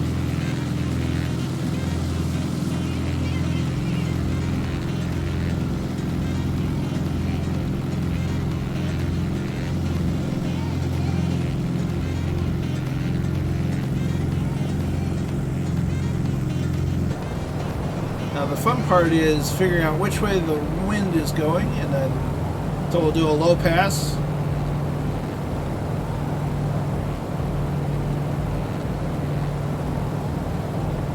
I didn't say runway 25. I've just got to figure out which way the wind is going. And going from there. Because I don't even know what runways there are. If I'm completely honest. About it favors 07. Interesting runway layout. Landed on what must be an old runway at right angles. Interesting. Well, we'll do a low pass and figure it all out.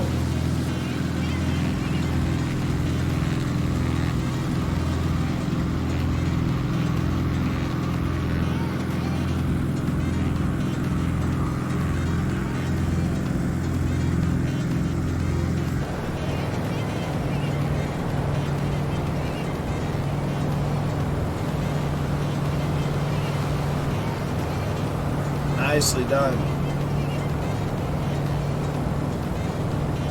You have a good one, 6 knots. Thanks for flying along. Glad to have you.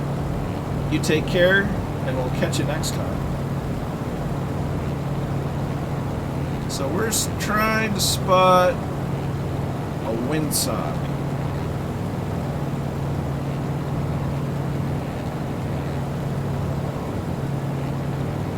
Oh, there's a windsock there.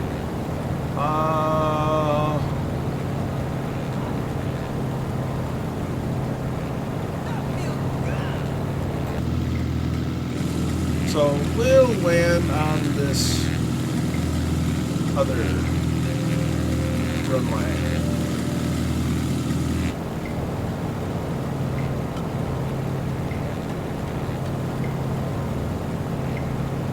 Which may or may not be a runway anymore.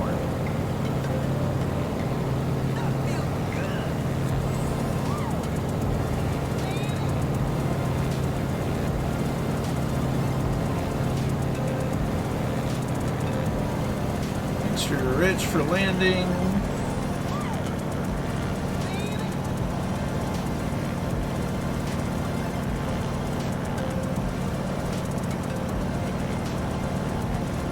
Glad you enjoyed it, Viper.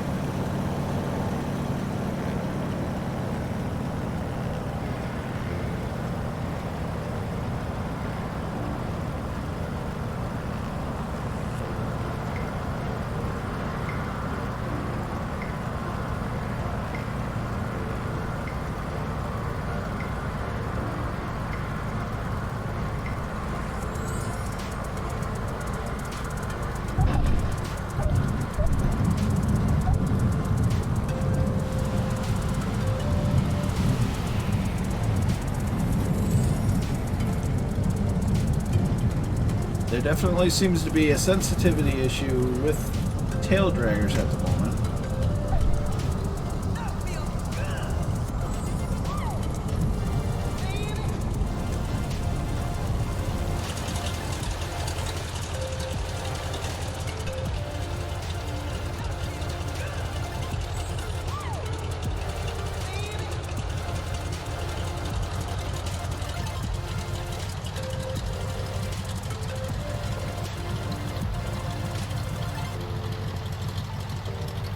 So if you're running live weather, that's the runway I would land on. Whichever one that was, might have been 07.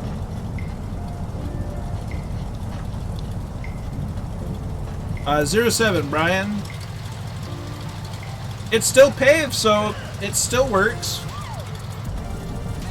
There's no yellow X's on it.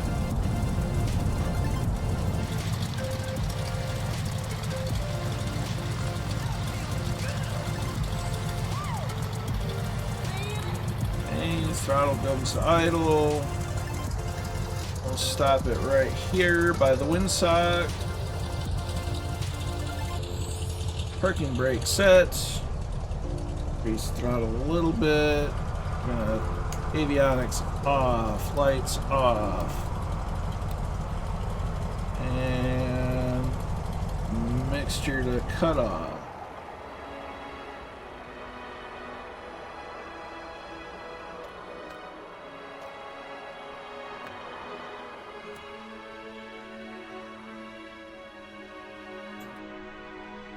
All right. insert. Camera setting. Speed increase. There's Druid down. Sean Lego Man's in. There's Scorpio. We've got Count Zep Benevalt and Kozaki down over here. That's a cozy little airfield.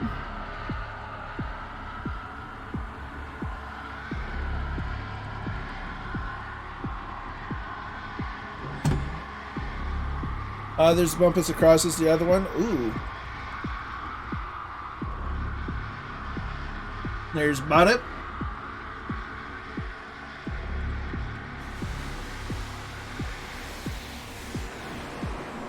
Look at that. Nicely done. Nicely done.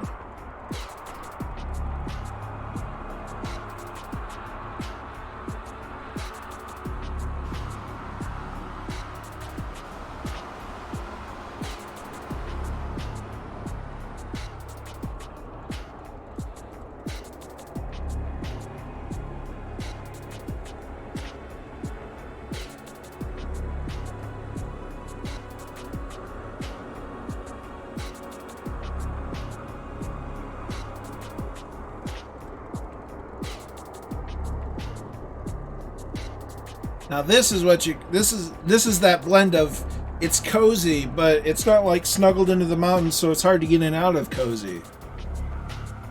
Oh, I cannot wait for that, Kozaki. There's Brian.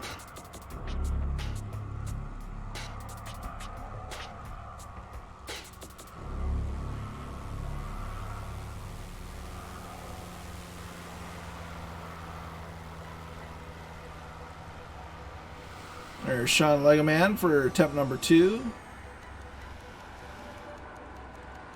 There's Frozen in.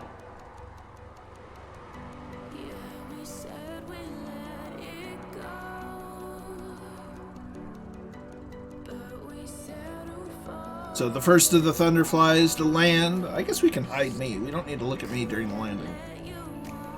Look at that scenery though. Look at it. Just look at it.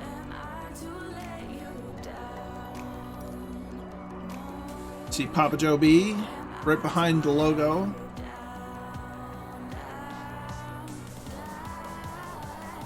You have a good one, Scorpio. Thanks for coming along. Glad you enjoyed it.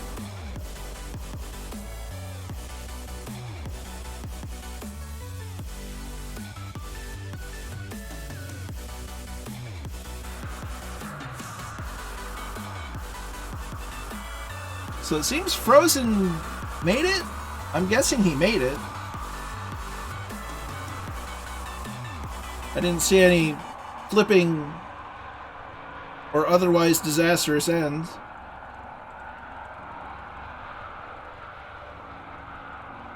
Oh, he must have been okay.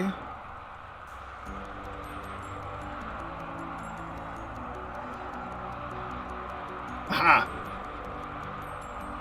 Zep says that they are approaching. I can certainly hear them in the area.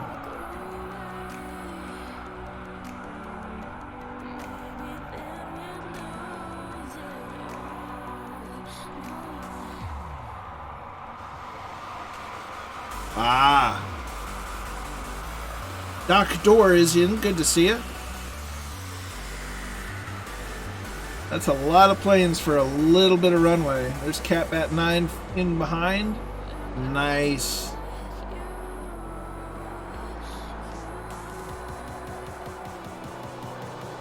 Wrong way.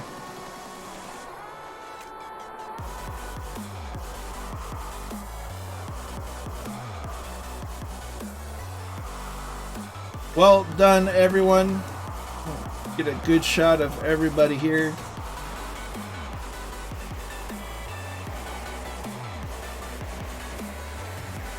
Or as many as I can, anyway. There's Papa Joe B. So, well done, well done, well done by everyone. Thank you so much for flying with me today. Stay tuned. We're going to be doing a bit of a raid. But I want to say thank you to everybody for all the resubscribes, the gift subs, the follows, just being in the chat, flying along. It all means an awful lot to me. Thank you so much for being here. It's been great. We'll be back on Saturday, same time, and we're going to check out the Sonoma Raceway in iRacing, and then stay tuned on that stream for the second Firefly Grand Prix at Lime Rock Park. So stay tuned, stick around for the raid. We'll catch you Saturday. We'll even see you tomorrow on Two-Tone Murphy's stream. But until then, if I can speak, be good to each other, stay safe out there. We'll catch you next time. Take care.